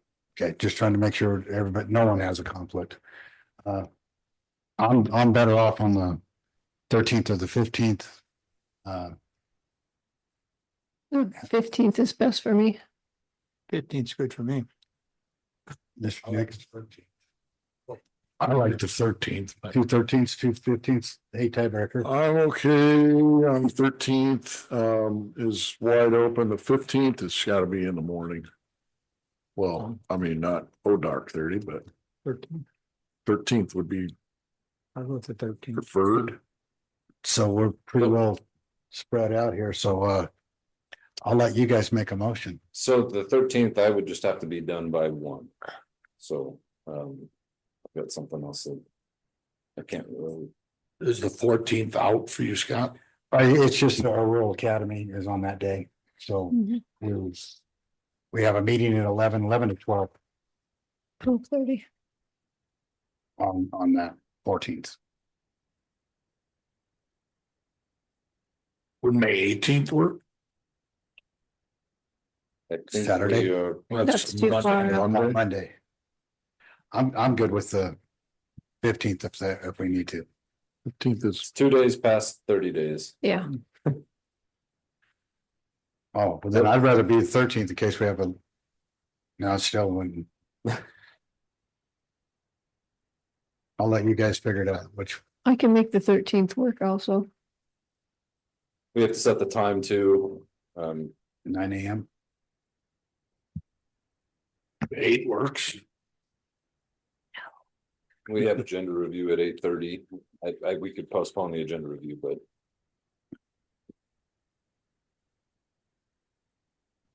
You guys okay with then on the 13th at 8 o'clock? I'm good on any day, whatever you want to do. 8 or 9, whichever you guys 18? want. 8 wouldn't work on the No, it's 13th. too far. I'd prefer 9 o'clock, but it's I'm up to good you. with 9. If that doesn't work, then we can On what day? The 15th or The the 13th. 13. So if someone would make a motion to reflect May 13th at 9 o'clock. Move to set the meeting, we'll get your special meeting, the Board of County Commissioners for a public hearing on services plan for the proposed North Lyon Power General Improvement District. The date will be May 13th at 9 a.m. second. I have a motion by Commissioner Hockaday. Oh, wait. Do I have to go to public? Yeah. Public, I need to go to public comment before we vote on this. Is there any public comment in the room? Is there any public comment online? Seeing none, bring it back. I have a motion from Commissioner Hockaday, second by Commissioner Casanelli. Those in favor say aye. Aye. Motion 5-0. Passes. For possible action, approve an additional $7,000 for additional engineering and testing for a change in scope for the Sheriff's Office District Court Secured Parking Addition Project with funds from the Public Safety Sales Tax account. This is to add an ADA sidewalk from the Yarrington Library parking lot up to the Sheriff's Office District Court parking lot. Andrew Haskin, Lyon County Manager. So the description there is pretty self-explanatory. We need to add a sidewalk as a part of that project, and it ended up costing a little bit more than what we had originally budgeted. So we're asking for the approval of the additional $7,000 for the engineering and testing, and there's some other services in there. Normally, Mr. Homestead would be providing the presentation for this. However, he is off today. So, Do I have any questions or comments from the board? Seeing none, I'll go to public comment. Is there any public comment in the room or online?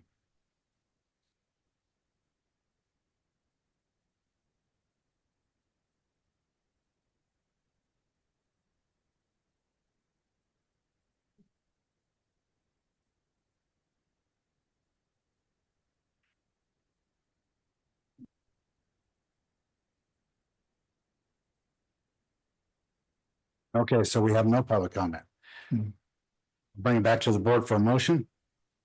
Move to approve an additional $7,000 for additional engineering and testing for a change in scope for the Sheriff's Office, a District Court Secured Parking Addition project with funds from the Public Safety Sales Tax account.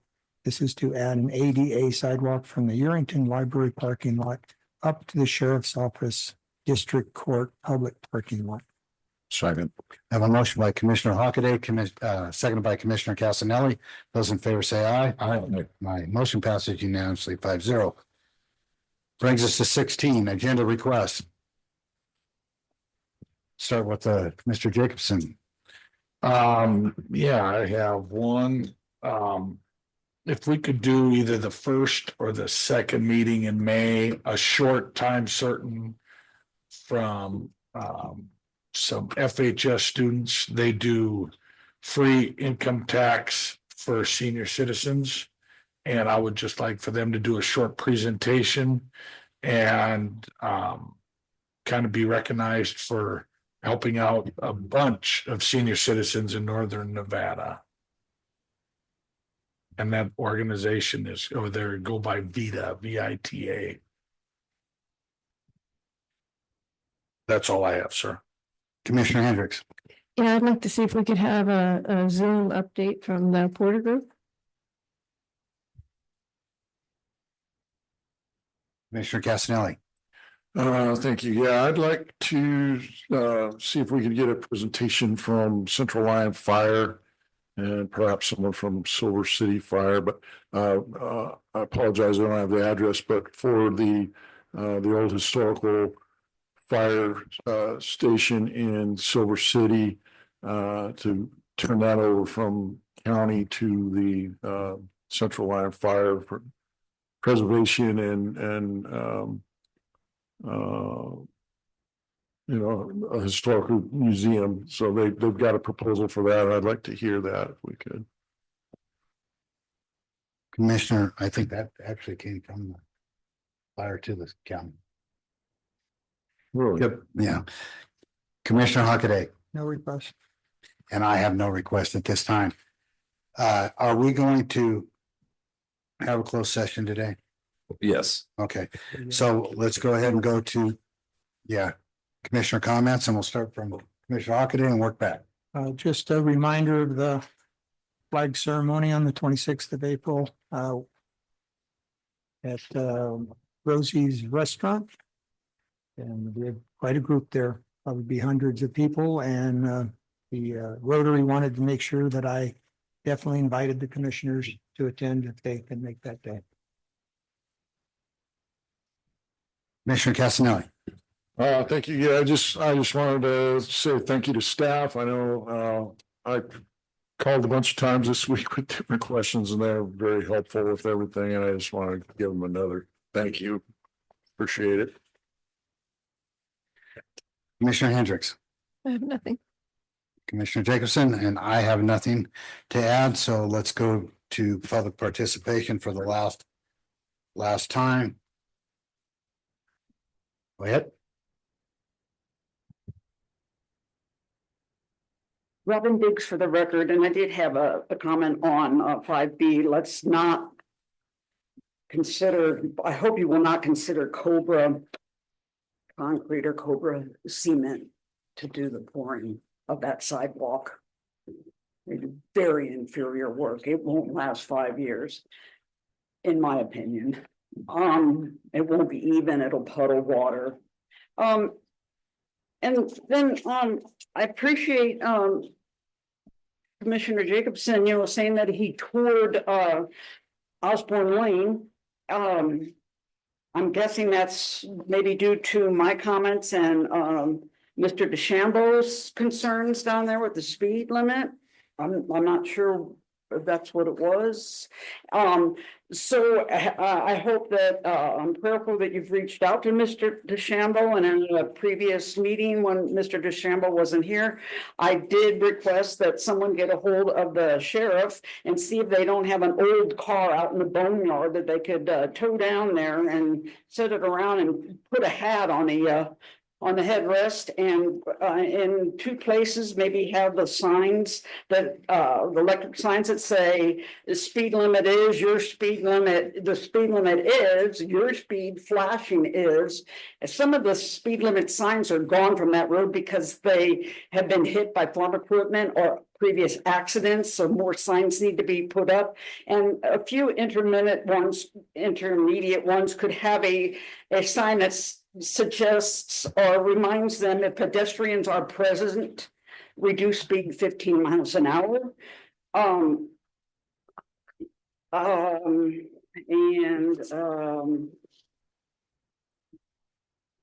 talked to the individuals who presented 12A with the Traditions LLC, North LLC in the hallway. They are going to come back with reports. They told me from FEMA, UNR, and state engineer, as well as reducing number of homes in that area, because it's 4 to an acre. And I, explained to them, it should be like maybe 3 to an acre or less. I mean, 2 to an acre would be great, because you could have a putting green. Somebody could have a net in their backyard for soccer, and somebody else could have, some net set up for shooting goals. And they were very responsive that said they were going to do that. I hope they follow through. Yeah.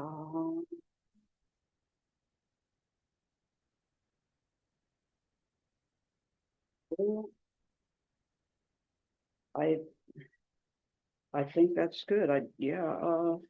Yeah, I hope you can, if you haven't reached out to DeChambeau, that you will. I mean. Thank you. Is there any other public comment?